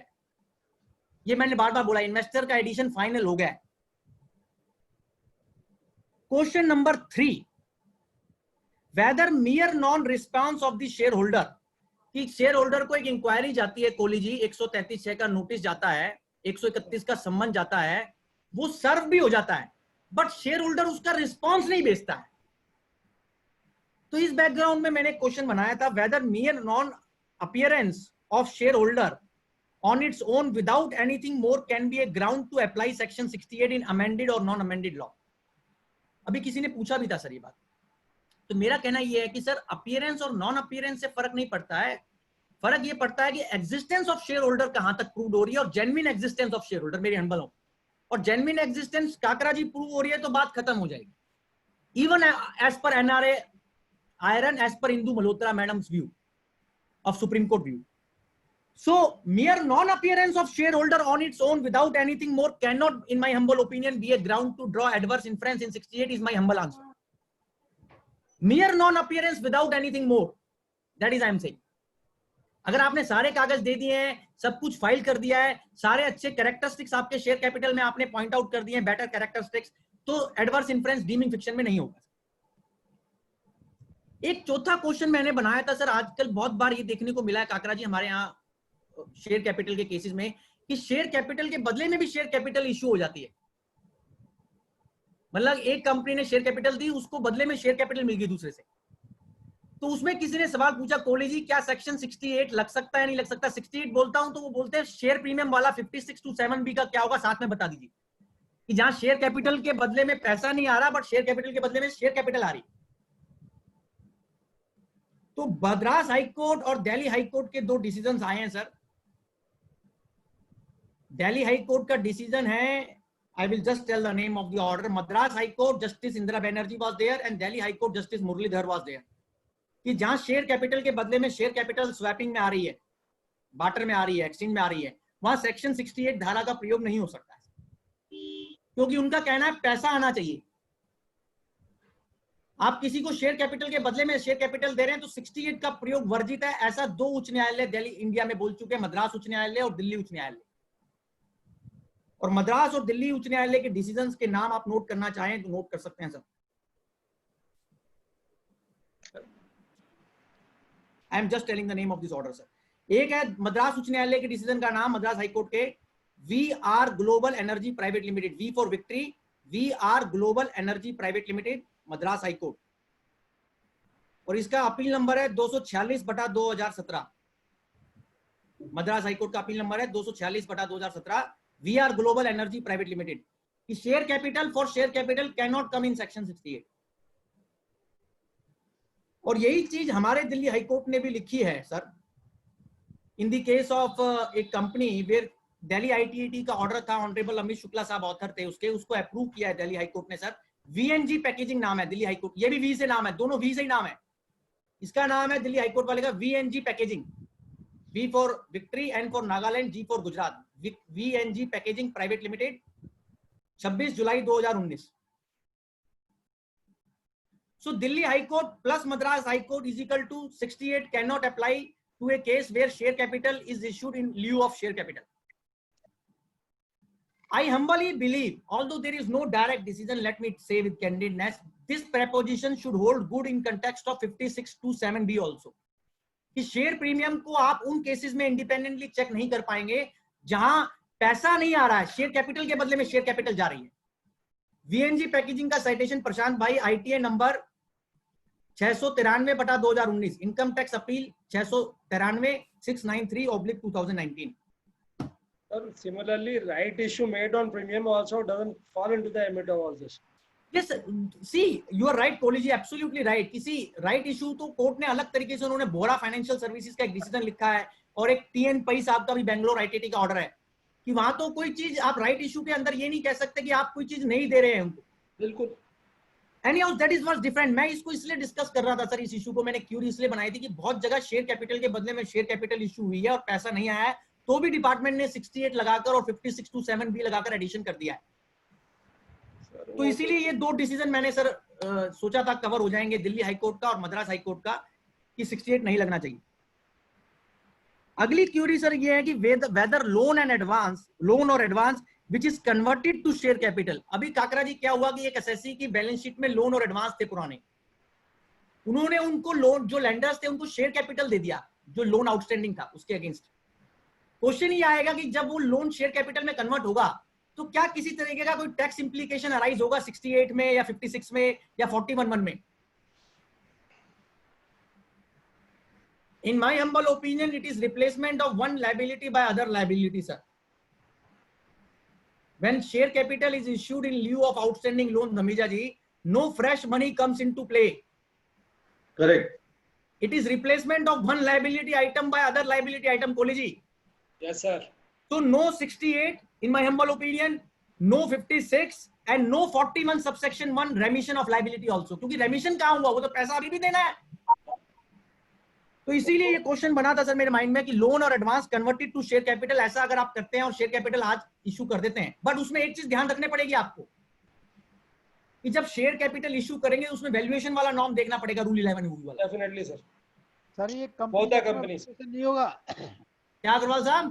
कंपनी एक्ट का वायलेशन नहीं होगा सर जो एक मिनट, वो केजरीवाल साहब पूछ रहे हैं 269T, Kejriwal ji 269T otherwise book entry से जब एडजस्टमेंट होती है उस पे हमारा दिल्ली हाईकोर्ट का रूलिंग है वर्ल्ड वाइड टाउनशिप, उसको निकाल लें। कोई बुक एंट्री से जो पेमेंट होती है उन पे 269T नहीं लगता है सर। और एक मिनट रुको Rajesh ji. Sanjeev Jain ji, can there be issue of 56 if loan converted to shares on premium? Jain साहब see again I am saying कि शेयर प्रीमियम का जो सब्जेक्ट है उसमें आप अगर उसको ध्यान से पढ़ेंगे, ये एंटी अब्यूज प्रोविजन है जैन साहब, पैसा आना चाहिए कुछ मेरी अंडरस्टैंडिंग में। इसलिए मैंने कहा कि जब शेयर कैपिटल के बदले में शेयर कैपिटल जा रही है वहां 56 to 7 भी नहीं लगना चाहिए, ये मेरा हम्बल व्यू है। चड्डा साहब पूछ रहे हैं शेयर कैपिटल बार्टर में एफएमबी डिफरेंस है, then what is solution? Chadha ji solution मेरे पास नहीं है, सॉल्यूशन लॉ मेकर के पास है। सॉल्यूशन रूल 11 यू में है। आप रूल 11 यू का मर्यादा का तो पालन करना ही पड़ेगा, मालिक आपको। मैं तो आपको दूसरे भय से मुक्त कर रहा था कि जैसे आपने कहा कि साहब बैलेंस शीट में कुछ चीजें पुरानी खड़ी है उसको कन्वर्ट कर दे तो क्या होगा, ये मैंने आपको बताया। ज्यादा मुंह मत खुलवाइए मेरा भी, आपको प्लीज। आपको जितना टिप मैंने देना दे दिया है कि loan converted to share capital by itself does not come in 68, does not come in 56 as such. हाँ, वैल्यूएशन वगैरह के जो नॉर्म्स है रूल 11 यू के, वो तो आपको सेटिस्फाई करने हैं सर, वो मैंने बोला भी है बीच में। बट एक चीज साथ में मैं बोल रहा हूं कि जैसे वो जैन साहब पूछ रहे थे, संजीव जैन जी, कि आपने शेयर के बदले में शेयर इशू कर दिया और वहां शेयर इशू करते वक्त प्रीमियम पे इशू कर दिया, वहां 56 to 7 भी नहीं लगेगा, वो अलग चीज है। 56 to 7 भी अलग होता है, जहां शेयर प्रीमियम पे इशू हो रहे हैं और जहां आपको शेयर अलॉट हो रहे हैं, मेरे को अगर कपिल गोयल को, वहां वैल्यूएशन कपिल गोयल के हाथ में होना अलग चीज होता है, दोनों के लिए अलग प्रावधान है। कोहली जी सही कह रहा हूं ना मैं सर? बिल्कुल सर। हाँ, मैं उसके पर्सपेक्टिव से बोल रहा हूं कि जिसको शेयर अलॉट हो रहा है, शेयर प्रीमियम कंपनी बार्टर में इशू कर रही है, वहां 56 to 7 भी नहीं लगना चाहिए, वो मैंने आपको बता दिया। मद्रास हाईकोर्ट और दिल्ली हाईकोर्ट लगने चाहिए। ठीक है सर? तो अग्रवाल साहब कुछ पूछ रहे थे,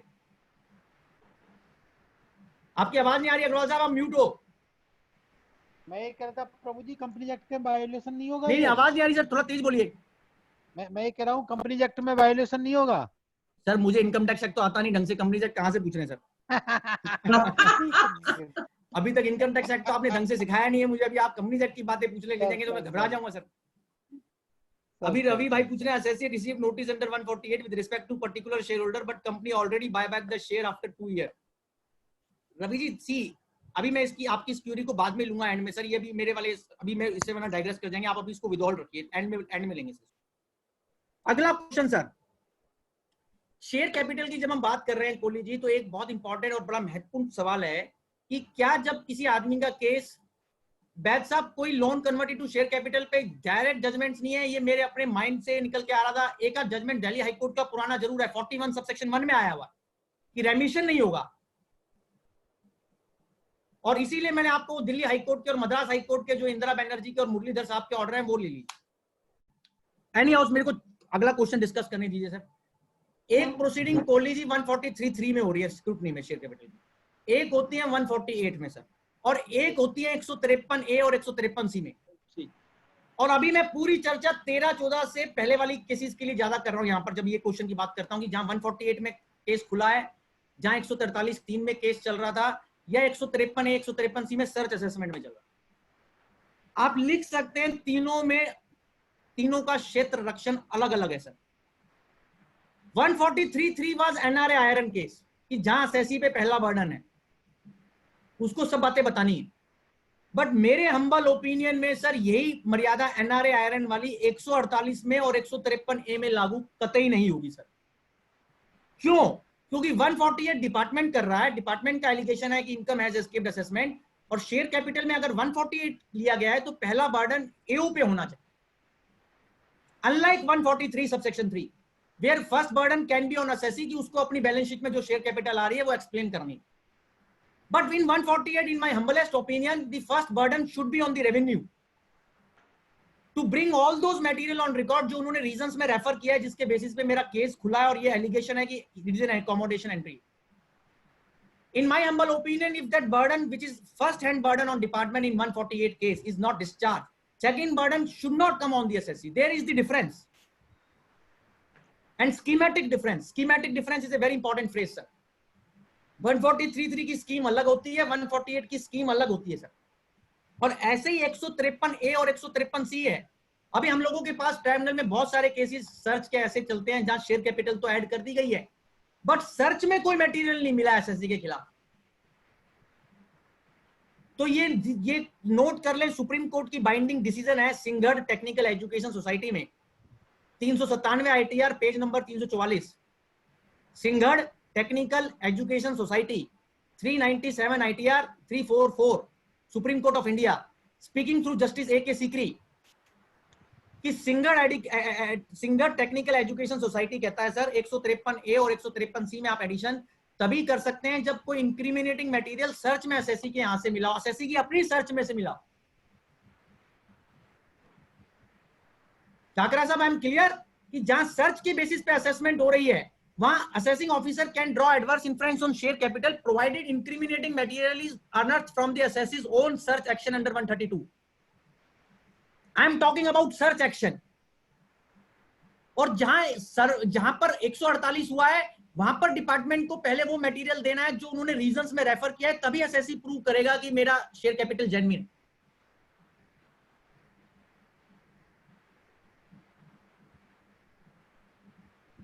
yes Kakra ji, please tell me. Kakra ji कुछ कहना चाहते हैं, उनको अनम्यूट कर दीजिए. जगजीत जी कोई बात नहीं. कर रहा हूं.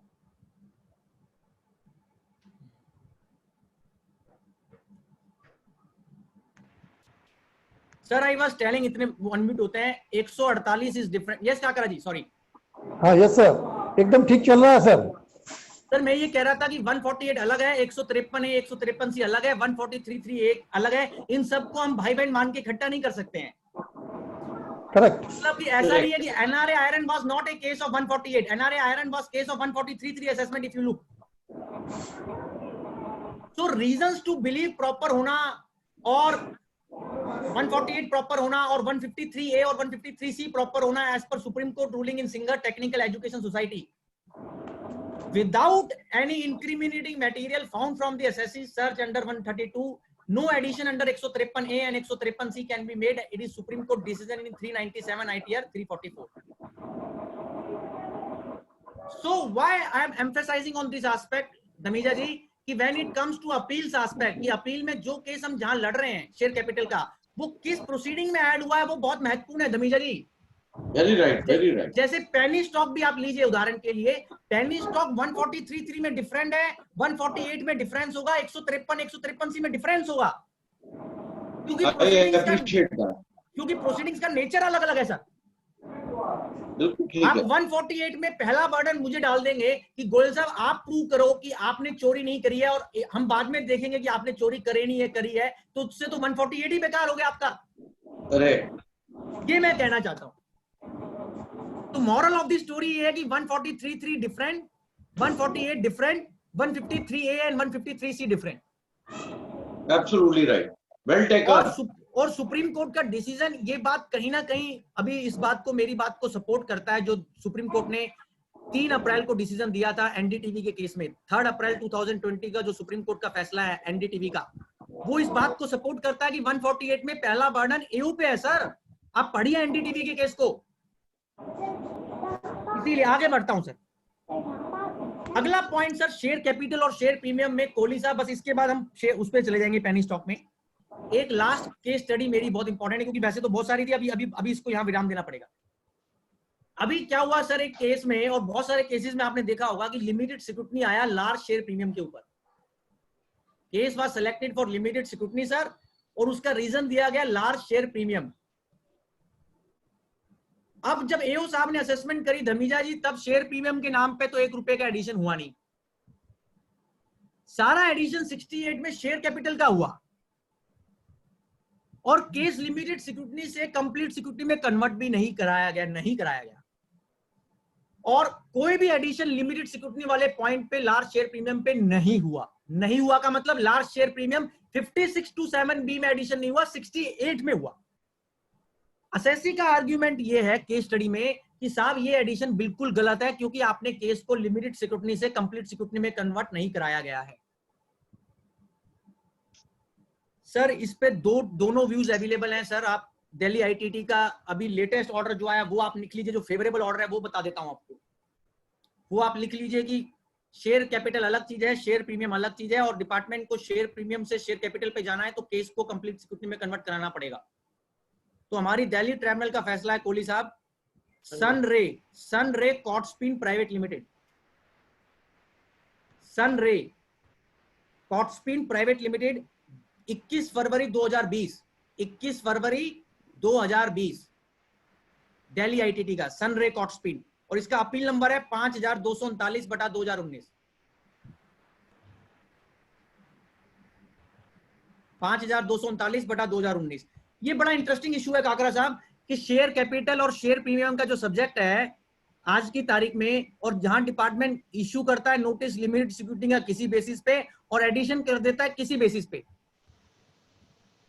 तो क्या मर्यादा लिमिटेड सिक्योरिटी से कंप्लीट सिक्योरिटी में कन्वर्ट कराने की जो इंस्ट्रक्शन नंबर 5/2016 बोलती है, इंस्ट्रक्शन नंबर 5/2016, वो फॉलो करनी चाहिए नहीं करनी चाहिए? मेरे ओपिनियन में करनी चाहिए। इस पे दोनों साइड के व्यू है, मैंने पहले बता दिए। एक ट्राइब्यूनल का दिल्ली का अगेंस्ट भी ऑर्डर है इसमें, और एक फेवर में भी है। दोनों बातें मैंने बता दी, पर मेरा व्यू ये है कि सर फेवरेबल वाला सही है। मैं एसएससी के साथ रहता हूं हमेशा, क्योंकि मैंने एसएससी का ये भी अन्न खाया है सर, इसलिए ऑन लाइटर साइड सर। तो अभी तो ये सब्जेक्ट की बात थी, limited security versus complete security, share premium versus share capital. अभी राजेश भाई का प्राइवेट मैसेज मेरे पास आ गया है, गोयल साहब आपके पास ज्यादा समय नहीं है, थोड़ा जल्दी गाड़ी बढ़ाओ। तो भैया देखो, एक ऐसी बात है, अब मेरे पास समय कम हो या ज्यादा हो, अभी तो मुझे अभी अपने सब्जेक्ट के साथ जस्टिस भी करना होता है सर। अभी पेनी स्टॉक का मैं आपको सर बात बता देता हूं जो क्रक्स में है। Kohli ji, now I am coming to the subject of penny stock. हाँ जी sir. And quickly wrapping up, please just kindly bear with me if I am slightly speedier. Penny stock का सब्जेक्ट भी शेयर कैपिटल के subject के तरह एक बड़ा historical रहा है इनकम टैक्स एक्ट में, कि एक जमाना होता था अग्रवाल साहब जब पेनी स्टॉक, जब कोई आदमी लॉन्ग टर्म कैपिटल गेन कमा रहा है, शॉर्ट टर्म कैपिटल गेन कमा रहा है, या उसकी वो बिजनेस इनकम है, ये बहुत डिस्प्यूटेड इश्यू था सर 2004 के बजट से पहले। जी जी जी, आपको याद है 2004 का जब बजट आया और जब सिक्योरिटीज ट्रांजैक्शन टैक्स ने जन्म लिया एसटीटी ने, तब एक बात कही गई सेक्शन 10 क्लॉज 38 में, जब सर एसटीटी आया कोहली साहब, हाँ जी सर। जब एसटीटी आया तो 1038 आया, और 1038 आया तो उसमें कहा गया कि जो लॉन्ग टर्म कैपिटल गेन होगा जिसपे एसटीटी पेड होगा उस पे टैक्स नहीं लगेगा, टैक्स नहीं लगेगा, क्योंकि हमने एसटीटी ले लिया है। और ये बात इसलिए बड़ी महत्वपूर्ण है धमीजा जी, अंडरलाइन करना, क्योंकि ये फिलॉसफी थी कि हम एसटीटी ले लेंगे तो लॉन्ग टर्म कैपिटल गेन पे इनकम टैक्स में कैपिटल गेन टैक्स नहीं लेंगे, प्रोवाइडेड आपने सिक्योरिटीज ट्रांजैक्शन टैक्स दिया है उस transaction. Correct. And that is why 1038 introduced. और आपको याद होगा शॉर्ट टर्म के लिए उन्होंने एक अलग से रेट भी दिया था 10% का, 15% का, 15% का, वो 111A सेक्शन में 111A में। सो मेरा कहने का मतलब ये है कि सर जब स्कीम आई एसटीटी वाली और उसके तहत लॉन्ग टर्म कैपिटल गेन को एग्जाम कर दिया गया और शॉर्ट टर्म कैपिटल गेन को कंसेशनल रेट पे डाल दिया गया 111A में, तो ये अंडरलाइन पर्पस था राजेश जी की डिस्प्यूट ज्यादा ना हो। जी जी जी। पर आपको बता दूं, जब हम 2004 से चले थे, आज 2020 में आ गए, आपके पास लॉन्ग टर्म कैपिटल गेन में भी टैक्स आ गया है। प्रियंका जी रुक जाइए, सनरेगा लास्ट में पूछिए, एक बार फ्लो बन गया मैडम प्लीज। सॉरी सर, मैं कह रहा था कि आज 2020 में कोहली जी जब हम खड़े हैं कैपिटल गेन को लेकर, और उन कैपिटल गेन को लेकर जो स्टॉक मार्केट में कैपिटल गेन हो रहा है, आपको याद दिला दूं अब 112A आ गया, असेसमेंट ईयर 18-19 से, if I am not wrong, assessment year, am I right sir? हाँ नहीं, 19-20 से सर, सॉरी, असेसमेंट ईयर 19-20 से सेक्शन 112A आ गया है। असेसमेंट ईयर 19-20 से, थैंक यू समीर भाई, असेसमेंट ईयर 19-20 से 112A आ गया, जिसमें लिखा है कि लॉन्ग टर्म कैपिटल गेन पे भी आपको 10% टैक्स देना पड़ेगा सर, जिसपे एसटीटी लगा हुआ है। M I right? तो 2004 से लेकर 2020 तक क्या क्या चेंजेस आए? अरे वार्षणे साहब क्या क्यूरी भेज दिया? अभी रुक जाइए भैया, इतना लंबा क्यूरी से मैं तो डर जाऊंगा देखकर। हम 2004 से चालू हुए थे सर, जहां टैक्स बिल्कुल नहीं था लॉन्ग टर्म कैपिटल गेन पे, और आज हम 2019-20 में आ गए राजेश भाई 112A में, जहां एलटीसीजी में भी टैक्स आ गया है सर। ये बात तो आप नोट कर सकते हैं। जी सर। अब जो ये पूरा 15-16 साल का बीच का है वो मैं कवर कर रहा हूं। अभी आप देखिए, उनको लगा कि साहब एक कलकत्ता में इन्वेस्टिगेशन विंग की रिपोर्ट बनी, पहला माइलस्टोन, और वो इन्वेस्टिगेशन विंग की रिपोर्ट की डेट समवेयर 2015 की है सर राजेश जी। और उस रिपोर्ट में उन्होंने कोहली साहब 80-90 कंपनीज आइडेंटिफाई करी जो डिपार्टमेंट को लगा कि जिनके स्क्रिप्ट्स में लोग बाग अब्यूज कर रहे हैं ट्रांजैक्शन का, स्टॉक मार्केट का। और उन्होंने उनमें इन्वेस्टिगेशन करी, कोलकाता की directorate of income tax investigation ने, और उन्होंने पाया बहुत सारा वॉल्यूम ऑफ ट्रांजैक्शंस जो उन 80-90 स्क्रिप्ट्स में हुआ है, उनमें बोगस कैपिटल गेन असेसी ने अर्न किया है या बोगस कैपिटल लॉस क्लेम किया है, लॉस को भी लिखा है। सो उस कलकत्ता की रिपोर्ट में मेरे अंडरस्टैंडिंग में, वो पब्लिक डोमेन में भी है, उसमें बहुत सारी कंपनियों के नाम है 80-90, और बहुत बड़ा अमाउंट ऑफ कैपिटल गेन उसमें धमीजा जी लिखा हुआ है, और बहुत सारे धमीजा जी उसमें ब्रोकर्स के नाम भी हैं। करेक्ट। अब उसके बाद क्या हुआ, that is most important. Calcutta की इन्वेस्टिगेशन की रिपोर्ट तो कलकत्ता इन्वेस्टिगेशन विंग ने बनाई, जिसमें असेसीज तो मौजूद नहीं थे जिनका कैपिटल गेन था, कलकत्ता इन्वेस्टिगेशन विंग थी, और बहुत सारे ब्रोकर्स थे जिनके ऊपर डिपार्टमेंट ने इन्वेस्टिगेशन किया।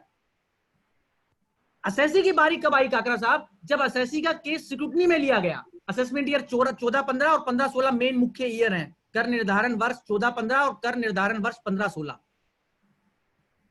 कोहली साहब यही 2 ईयर्स हैं जिसमें सबसे ज्यादा पेनी स्टॉक के केसेस में एडिशन हुआ। जी सर, जी सर, जी सर। अब कुछ केसेस छूट भी गए उनसे 143(2) में, वो भी ले लेता हूं साथ साथ। उन्होंने क्या किया, बहुत सारे लोगों को जिनका केस स्क्रूटनी में आ गया तो ठीक है, और बहुत सारों का कई कुछों का छूट भी गया। जिनका छूट गया उन्होंने अब उनका केस 148 में लिया है बाद में, जब 143(2) का समय सीमा समाप्त हो गई।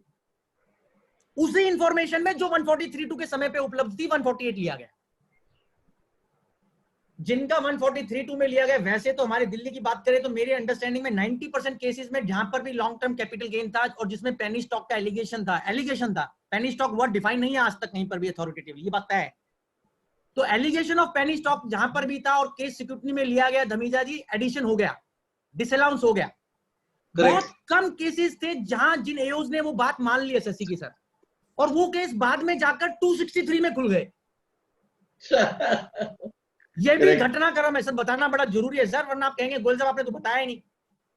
कुछ केसेस 148 में आ गए जिनका नसीब 148 का था, कुछ 263 में आ गए कोहली जी, और कुछ 143(3) में एडिशन हो गए, ऐसा कह सकते हैं।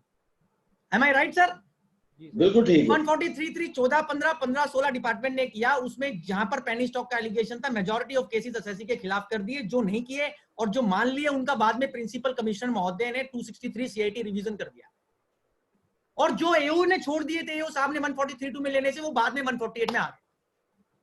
सर मैंने जैसे अभी शेयर कैपिटल के लिए बताया, अभी दोबारा से रिपीट करता हूं, 148 अगर डिपार्टमेंट ने पेनी स्टॉक के लिए लिया है तो पहले उनको प्रूव करना है कि 148 सही क्यों है, और 263 सीआईटी ने लिया है तो पहले सीआईटी को प्रूव करना है कि एओ के ऑर्डर में एरोनियस और प्रेजुडिशियल एलिमेंट क्या है, एरोनियस एंड प्रेजुडिशियल एलिमेंट। 263 अलग है, 148 अलग है, और 143(3) अलग है।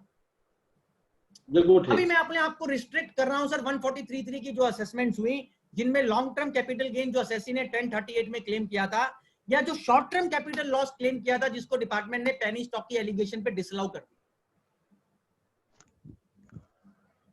उसमें 2 मुख्य कारण रहे सर, अगर उनको समराइज किया जाए इतने हजारों ऑर्डर्स को। एक कारण तो सबसे बड़ा रहा कि कोलकाता की इन्वेस्टिगेशन विंग की रिपोर्ट, जिसमें मोडस ऑपरेंडाई बताया गया कि लोग पैसा कैसे अपना वाइट कर रहे हैं, ऐसा मोडस ऑपरेंडाई बोल रहे हैं। दूसरा आर्ग्यूमेंट जो डिपार्टमेंट का है सर, जो समराइज मैनर में मैं बता रहा हूं, कि theory of human probability and preponderance of probability and surrounding circumstances, कि आज एक आदमी एक शेयर में इन्वेस्ट कर रहा है सिर्फ, और उसका शेयर इतना ज्यादा बढ़ जाता है और उसको इतना ज्यादा कैपिटल गेन कैसे हो गया एक आइसोलेटेड ट्रांजैक्शन में। आइसोलेटेड बड़ा इंपॉर्टेंट वर्ड है आजकल। तो उन्होंने कहा साहब इतना हमंगस प्राइस राइज कैसे हो गया, आर्टिफिशियल प्राइस राइज, इतना स्पीडी प्राइस राइज कैसे हो गया, और एसएससी को किसने ये सूचना दे दी कि ये कंपनी के शेयर हैं और इनमें इतना पैसा बढ़ जाएगा आगे, और एसएससी ने खरीदा सबसे कम कर्व के सबसे नीचे वाले पॉइंट पे और बेचा कर्व के सबसे ऊपर वाले पॉइंट पे, ऐसा कर्व बनाया गया। तो 2 रीजन बताए गए सर एसएससी के खिलाफ एडवर्स इन्फ्लुएंस ड्रॉ करने के लिए। Number 1, investigation wing report finding.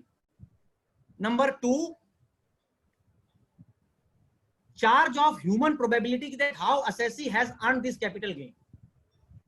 इतना प्राइस कैसे बढ़ गया ये एसएससी एक्सप्लेन नहीं कर पा रहा। Unexplained price rise in one of transactions. Sir इन दोनों को आप पकड़ के चले, इन दोनों रीजनों को, और इन दोनों को इवैल्यूएट करें। सर पहले वाला रीजन तो डिपार्टमेंट का इसलिए सही नहीं है इन माय हम्बल ओपिनियन, क्योंकि जब डिपार्टमेंट कहता है कि हमने कोई इन्वेस्टिगेशन करी है और हमें पाया है कि ये पर्टिकुलर कैपिटल गेन जो अर्न किया एसएससी ने वो गलत है, तो वो सेक्शन 106 नोट कर लें आप, section 106 of Indian evidence law 1872, section 106। Section 106 evidence law कहता है कि जो बोल रहा है वो उस बात को प्रूव करेगा। अरे भैया डिपार्टमेंट बोल रहा है कि ये बोगस पेनी स्टॉक है, तो डिपार्टमेंट को प्रूव करना है पहले या मुझे नेगेटिव प्रूव करना है? सर कोहली साहब, डिपार्टमेंट अप्रूव करना है सर, उनका ऑनर्स है डेफिनेटली। अब वो पहले वाली बात खाने में चित नहीं, पहले वाला खाना डिपार्टमेंट पूरा नहीं कर पाता है। वो इन्वेस्टिगेशन विंग की रिपोर्ट को ना तो एसएससी को रिकॉर्ड पे लाता है, ना शो कॉज नोटिस के माध्यम से उसको कन्फ्रंट करता है, ना एसएससी को principal of natural justice, adequate principal of natural justice उस बैक मटेरियल पे देता है। और इसके लिए मैंने आपको 2 चीजें लिखाई हैं, सेक्शन 106 इंडियन एविडेंस लॉ 1872 और एक इनकम टैक्स लॉ का सेक्शन नोट कर लें सर, जो किसी भी केस में पूरा नहीं किया मेरी हम्बल पॉइंट में। Section 142 sub section 3। अब ये क्या है sir? 142 sub section 3। 142 sub section 3 Dhamija जी कहता है कि कोई भी अधिकारी किसी भी मटेरियल के बैक मटेरियल के बेस पे अगर कोई निष्कर्ष एसएससी के खिलाफ निकाल रहा है तो पहले उस मटेरियल को एसएससी को देगा, करदाता को, टैक्स पेयर को, एसएससी को, और नहीं देगा तो वो मटेरियल जो उसने नहीं दिया है वो उसको एक्सक्लूड कर देंगे हम, और फिर देखेंगे कि जो एओ ने कहा है असेसमेंट ऑर्डर में क्या उसके बेसिस पे एडिशन टिकेगा या नहीं टिकेगा। अब मान लीजिए इन्वेस्टिगेशन विंग के अलावा एओ साहब ने असेसमेंट ऑर्डर में पेनी स्टॉक के लिए कुछ लिखा ही नहीं, राजेश जी। जी सर। तब नहीं बनेगी बात sir. Are you getting my point sir? Yes sir. If there is nothing in the order except investigation wing report, recommendation or finding, and which is not been confronted to assessee as per spirit of section 142 subsection 3, then in my humble opinion addition of alleged penny stock is not valid, is not correct, is not legally in order. Coming to second point Dhamija ji, अगर किसी एओ के सामने कुछ orders में आपने देखा होगा कि उन्होंने ये लिखा है कि assessee has not explain the rise in humongous rise and high rise of price in the shares. Generally यही आ रहा है सर, दोनों बातें ले रहा हूं, पहले वाला उत्तर दे दिया मैंने आपको, दूसरे पे आते हैं। अभी दूसरे पे आते हैं सर।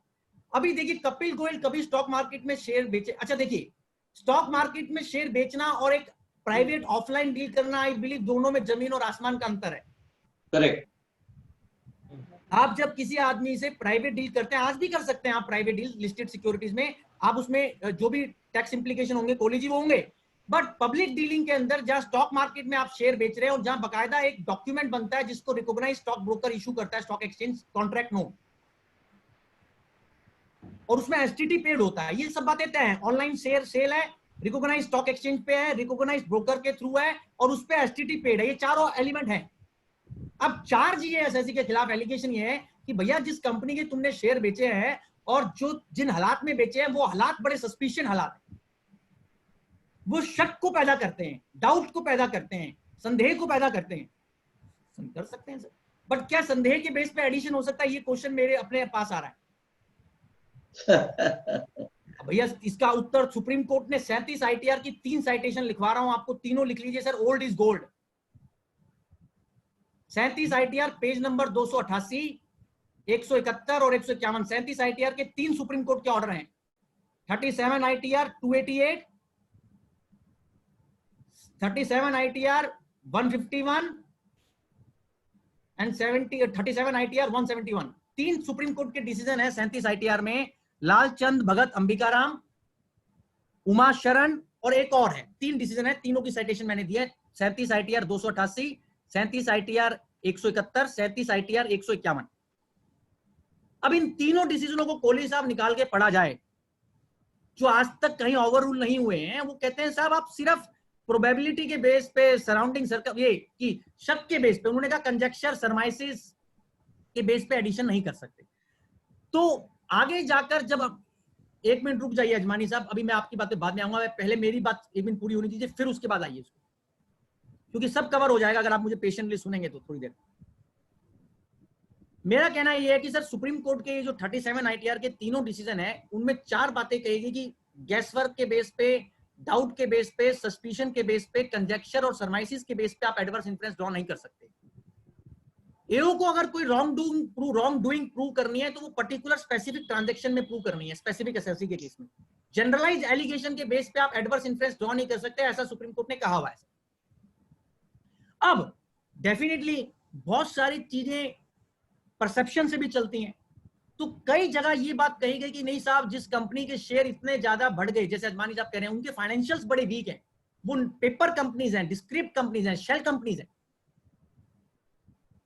वहां फिर वही बात है सर, सपोजिंगली मेरा शेयर लिया था कोहली साहब 10 रुपए का, उसका प्राइस 1000 रुपए हो गया। सर मैं डिपार्टमेंट की बात बड़ी करता हूं सर, मैं 990 रुपए प्राइस कैसे बढ़ा ये एक्सप्लेन नहीं कर पाया, let me accept this humbly.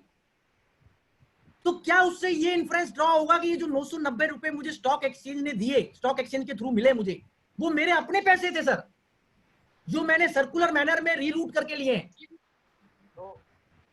आप एलिगेशन बताते हैं प्राइस राइज का, शेल कंपनी का, पेपर कंपनी का, और एडवर्स इन्फ्लुएंस ड्रॉ करते हैं 68 में, दोनों में मेरी हम्बल ओपिनियन में तालमेल नहीं है। मियर प्राइस राइज तो धमीजा जी आपका शक पैदा कर सकता है, करेक्ट, सस्पिशन को जन्म दे सकता है, डाउट को जन्म दे सकता है, क्या इस बिलीफ को जन्म दे सकता है कि वो पैसा एसएससी का ही था? There is no correlation.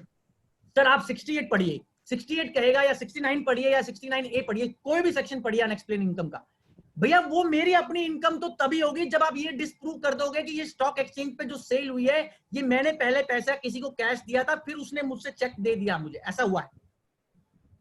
Where is cash circulation? क्या किसी भी केस में हमारे पास कैश सर्कुलेशन का एविडेंस है सर?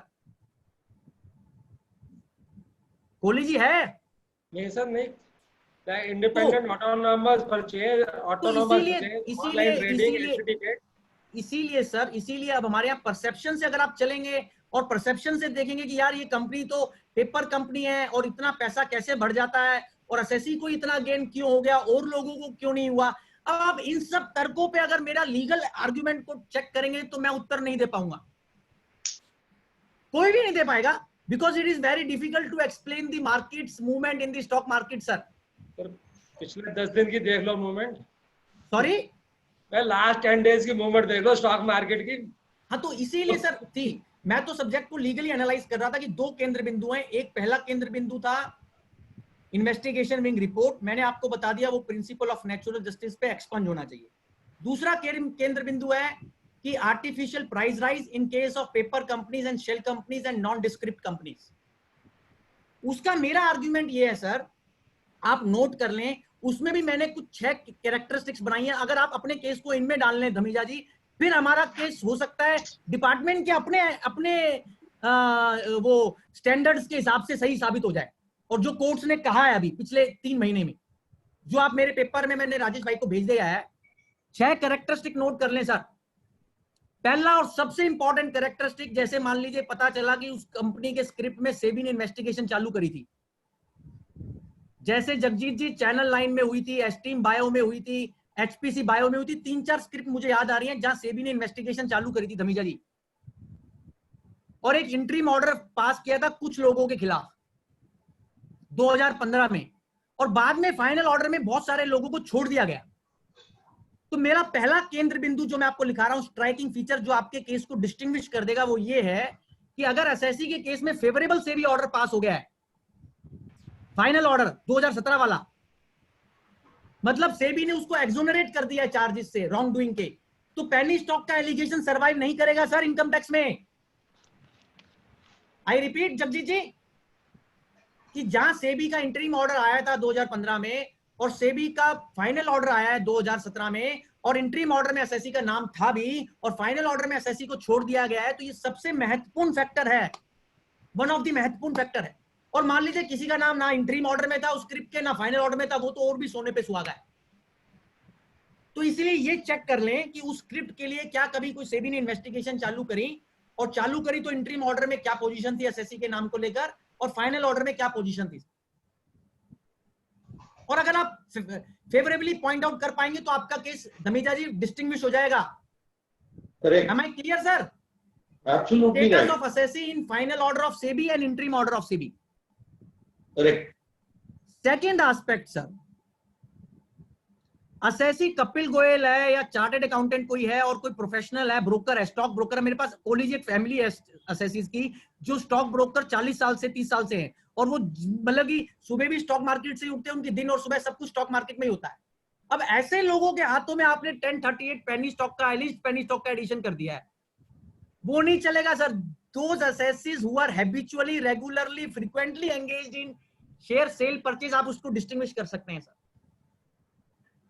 आप लिख ले regularity of investment, habitual investment, professional investment, क्योंकि ट्राइब्यूनल ने उन केसेस को फेवरेबली व्यू किया है कि जहां रेगुलर इन्वेस्टर है, फ्रीक्वेंट इन्वेस्टर है, हैबिचुअल इन्वेस्टर है या प्रोफेशनल इन्वेस्टर है।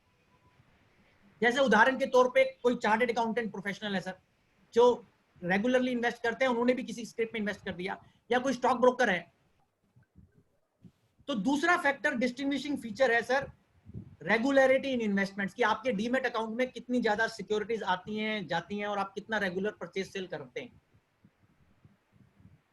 तो पहला मैंने बताया सर सेबी का इंटरिम ऑर्डर और सेबी का फाइनल ऑर्डर, दूसरा बताया रेगुलरिटी ऑफ इन्वेस्टमेंट्स, तीसरा सर अजमानी साहब ने कहा कि भैया फाइनेंशियल्स वीक हैं। देख लीजिए कुछ केसेस में हमारे आईटीएटी ने लिख दिया, जैसे एस्टीम बायो के केस में लिख दिया, चैनल लाइन के केस में भी लिख दिया, कैलाश ऑटो के केस में भी लिख दिया कि इनके फाइनेंशियल, सीसीएल इंटरनेशनल के केस में लिख दिया कि उन्होंने कंपनी को, कुछ कंपनीज के केस में कुछ डिसीजंस में दिल्ली आईटीटी ने ये होल्ड कर दिया सर कि ये पेनी स्टॉक की कैटेगरी में नहीं आ सकती, ये पेपर कंपनी नहीं है, शेल कंपनी नहीं है, क्योंकि इनके फाइनेंशियल स्ट्रांग है। तीन चारों के नाम मैंने आपको बता दिए, CCL international, channel line, Kailash auto का भी है मेरे अंडरस्टैंडिंग में, एस्टीम बायो। तो देख लीजिए क्या आपकी कंपनी जिसके शेयर एसएससी ने, करदाता ने बेचे हैं, क्या आप प्रूव कर सकते हैं कि उसके उस पीरियड के फाइनेंशियल्स, क्या उसको ये प्रूव करा सकते हैं कि वो पेपर कंपनी और शेल कंपनी नहीं है? उसके लिए आपको फाइनेंशियल्स अध्ययन करने पड़ेंगे, बीएससी की वेबसाइट पे जाना पड़ेगा, बॉम्बे स्टॉक एक्सचेंज की, वहां से आपको उसके फाइनेंशियल्स निकालने।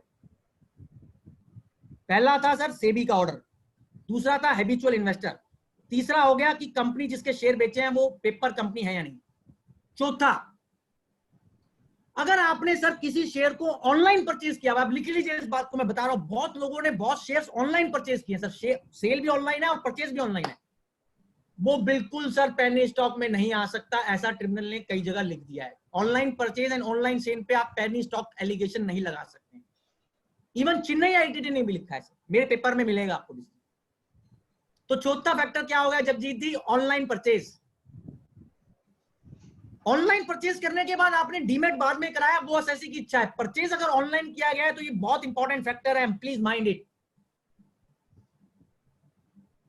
पांचवा फैक्टर सर, अब पांचवा फैक्टर ये है सर कि जैसे मैंने ऑनलाइन परचेज बता दिया, रेगुलरिटी बता दिया, पेपर कंपनी शेल कंपनी बता दिया, सेबी का ऑर्डर बता दिया। कुछ केसेस में ट्राइब्यूनल ने ये भी पाया है सर मेरे पेपर में है, प्रग्नेश जगदीश, आपको राजेश भाई प्रग्नेश जी और वो पेपर देंगे ना, मेरा आर्टिकल देंगे, उसमें लिखा है मैंने, उसमें से निकाल लीजिए, उसमें टाइम मत लगाइए।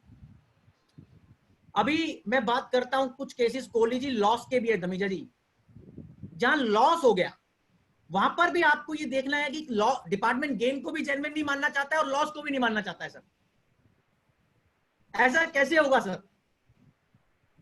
तो चेक करिए लॉस के केस में भी आपको ये बात देखनी पड़ेगी कि लॉस को डिसअलाउ करने के लिए डिपार्टमेंट ने क्या रीजंस दिए अपने असेसमेंट ऑर्डर में, और एसएससी की एक्सप्लेनेशन को कैसे थ्रैश किया है।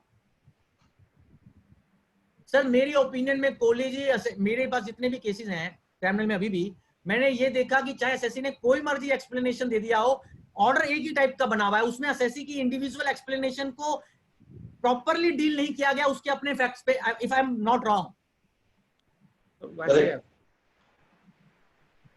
वो तो प्रशांत जी, 5th पॉइंट था लॉस का, कि आप लॉस में देखिए कि इन्होंने शॉर्ट टर्म कैपिटल गेन और लॉस को भी उसी के साथ चिपका दिया कि ये भी लॉन्ग टर्म कैपिटल गेन है।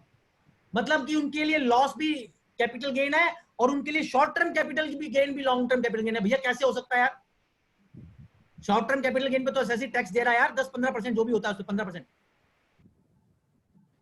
तो मेरा कहना यह है सर, इन सब केंद्र बिंदुओं को ध्यान में रखकर आप एनालाइज कर लें। जो विवाद से विश्वास में जाना चाहता है, मुझे किसी को नहीं रोकना सर, मैं क्यों रोकूं कोहली जी, और हम क्यों रोके।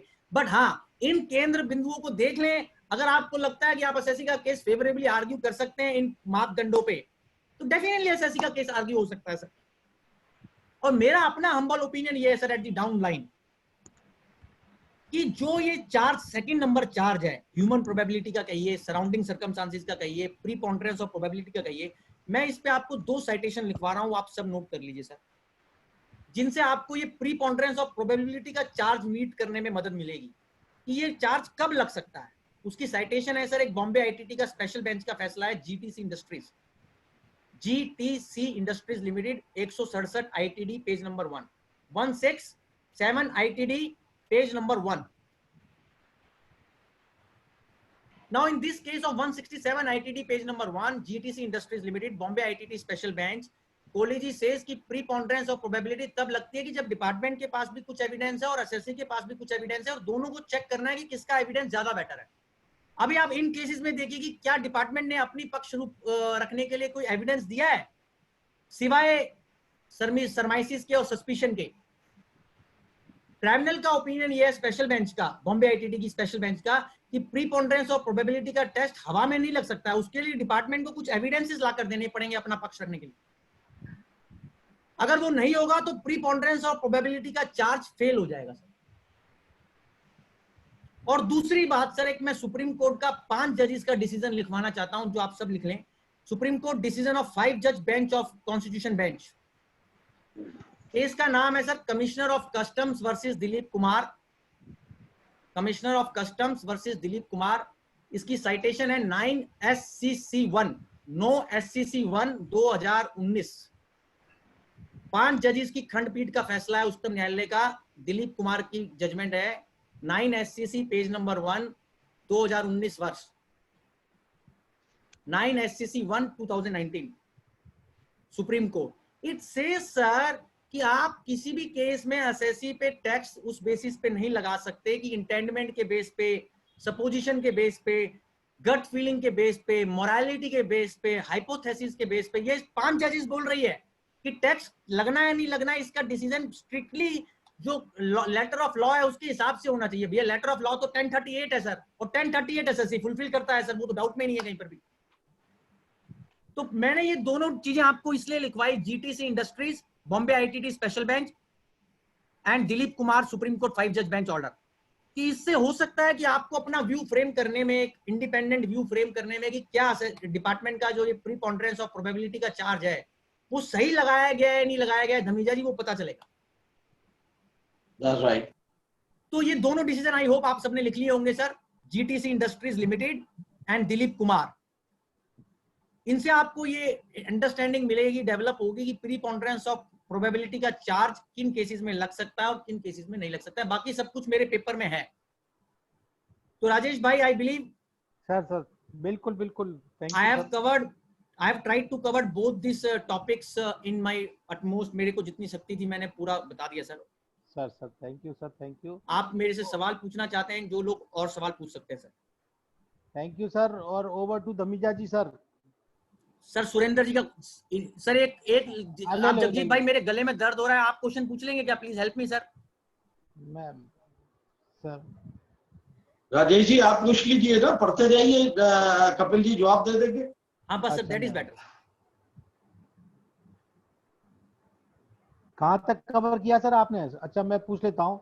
Subscribe to share capital of a company by cheque and that company merge with listed company after 2 years and then sale of shares online, whether can be covered under penny stock?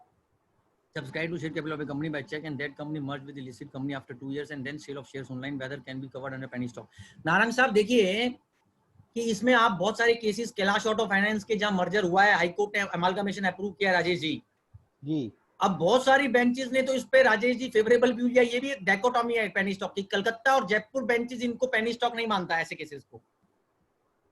Ji sir, ji sir. हमारा अपना ITT fact specific चलता है, जज specific चलता है, view specific चल रहा है सर विद हम्बलनेस। चलो, वो देखेगा कंपनी कौन सी है, असेसी क्या करता है, तब बात बनेगी। तो नारंग साहब डिपेंड करता है आप ज्यूरिडिक्शन किसमें है। सॉरी यार, आप कलकत्ता मैं- जयपुर में है तो आपके फेवर में ज्यूरिस्प्रूडेंस है सारी, बट आप दिल्ली में है, सॉरी यू हैव टू, जो 6 फैक्टर्स मैंने आपको दिए, आपको अपना केस कहीं ना कहीं 5 फैक्टर दिए उनमें लाना पड़ेगा। नेक्स्ट क्वेश्चन है सुरेंद्र जी हैं। In a case limited scrutiny is for one reason and the AO made addition on the issue for which case was selected and some other addition also made which is not under the ambit of limited scrutiny region, whether complete order will be quashed or only that no addition sir, will be complete order quash नहीं होगा sir. Doctrine of severability लगेगी, उतना ही order quash होगा जितना instruction number 5/2016 की मर्यादा को उल्लंघन करता है। मतलब कि जो लिमिटेड सिक्योरिटी के दायरे से बाहर हुआ है वो एडिशन रद्द होगा, बाकी का आपको मीट करना पड़ेगा charge. Next question, sir. Can a statement of director of the investing company and broker be basis for judgment despite continuous denial by assessee and presentation of evidence? Can brother a C statement जानी of साहब, director- Adish ji, हाँ, no answer is given by courts of law in various cases. You can note one judgment of Delhi high court in case of Manoj Hora 402 ITR। Manoj होरा का case Rajesh भाई बहुत अच्छा फैसला है 402 ITR में, जहां जस्टिस रविंदर भट्ट साहब ने ये लिखा है कि किसी आदमी का अगर आप स्टेटमेंट ला रहे हैं और उसके लिए कोई कॉरोबोरेटिव एविडेंस नहीं मिला है उसके पास से जिसका स्टेटमेंट है, तो एडवर्स इंफ्लुएंस किसी और आदमी पे ड्रॉ नहीं हो सकता है। उसके लिए इंडिपेंडेंट मटेरियल चाहिए उस स्टेटमेंट के सपोर्ट में। तो रोहित जानी जी साहब है। पूछ रहे हैं कि कैन हाँ। Statement of director and broker can be हो सफिशिएंट? गए answer is no, corroborative independent material is required. Next Manoj question, Hora का केस है दिल्ली हाईकोर्ट का 402 ITR। नेक्स्ट क्वेश्चन है रोहित जी है। Sir 56(2) is a application to rural agriculture land where purchase consideration is less than the Poona stamp sir, duty. ये madam honourable madam Sushma Chawla ji, Rajesh ji, उनका एक लिखा हुआ फैसला है पूना ITT का। आंसर इज नो, नहीं लगेगा। जो रूरल लैंड है उसकी परचेज पे 56 धारा अप्लाई नहीं होगी sir. Next question Surendra ji का है। whether decision of other tribunals can apply to Delhi cases? Sir हमारे इंडिया में इनकम टैक्स एक्ट अलग अलग ट्रिब्यूनल के लिए अलग अलग थोड़ी ना लगता है। इनकम टैक्स एक्ट तो पूरे भारत के लिए 1961 अधिनियम एक ही है सर, और ट्रिब्यूनल की बेंचेस अलग अलग ट्रिब्यूनल थोड़ी ना है, वो तो बेंचेस है मालिक, हमें ये समझाया गया है। तो नेक्स्ट आपका क्वेश्चन का उत्तर इन दोनों बातों से मिल जाएगा। रवि जी का question, sir if assessee received notice under section 148 for particular shareholder but company already buy back the share within 2-3 years. Sir इस क्वेश्चन का मतलब नहीं समझ पाया मैं क्या। हाँ, क्वेश्चन इनकम्प्लीट है sir. Last question, when case is converted sir वो from limited to full. दूध साहब पूछ रहे हैं। दूध साहब आपके क्वेश्चन का उत्तर तो मैंने दे दिया। 3-4 ऑर्डर हैं दिल्ली ITT के जहां रेगुलर इन्वेस्टर के केस में उन्होंने एक्सेप्शन लिया। आप नाम नोट कर लें, दूध साहब, रियाज मुंशी, अनूप जैन एंड दीपक नागर। रियाज मुंशी, दीपक नागर एंड अनूप जैन, इन तीनों डिसीजन में रेगुलर इन्वेस्टर वाला पॉइंट मिल जाएगा आपको सर। Thank और you वो sir, मेरे thank पेपर you में very भी। much. And over to Damija ji sir for vote of thanks. Damija ji sir. Thanks a lot, Kapil ji. It was an excellent deliberation with a complete research on these this subject in itself. I sir really अब मेरा वो statement prove हो गया होगा कि मैं सही में पढ़ाई कर रहा था, ऐसे नहीं बोल रहा था। सर कपिल जी, ऐसा लगता है कि हमें दोबारा पढ़ना पड़ेगा इनकम टैक्स एक्ट आपके पास आके। ऐसा नहीं है सर, मैं तो हम्बली बोल रहा हूँ, मैं तो आप लोगों से सीखता रहता हूँ सर, मेरे बड़े हैं, पिताजी ने। That's your modesty, but the way you have dealt it and the total with the devotion you have dug out the whole plethora of jurisprudence in these this subject is really commendable. I really salute you. Thank Very you sir, good आपका आशीर्वाद। and thanks a lot. बहुत Thank you, बढ़िया। आपका आशीर्वाद मेरे पे Thanks a बना lot. रहे सर, मेरे परिवार पे, मेरे पे बना रहे। Thank you sir. Thank you भाई साहब. Thank you once again. Thank you sir. Thank you कागरा ji, Sanjay Jain ji. Thank you. Thank you दूध साहब.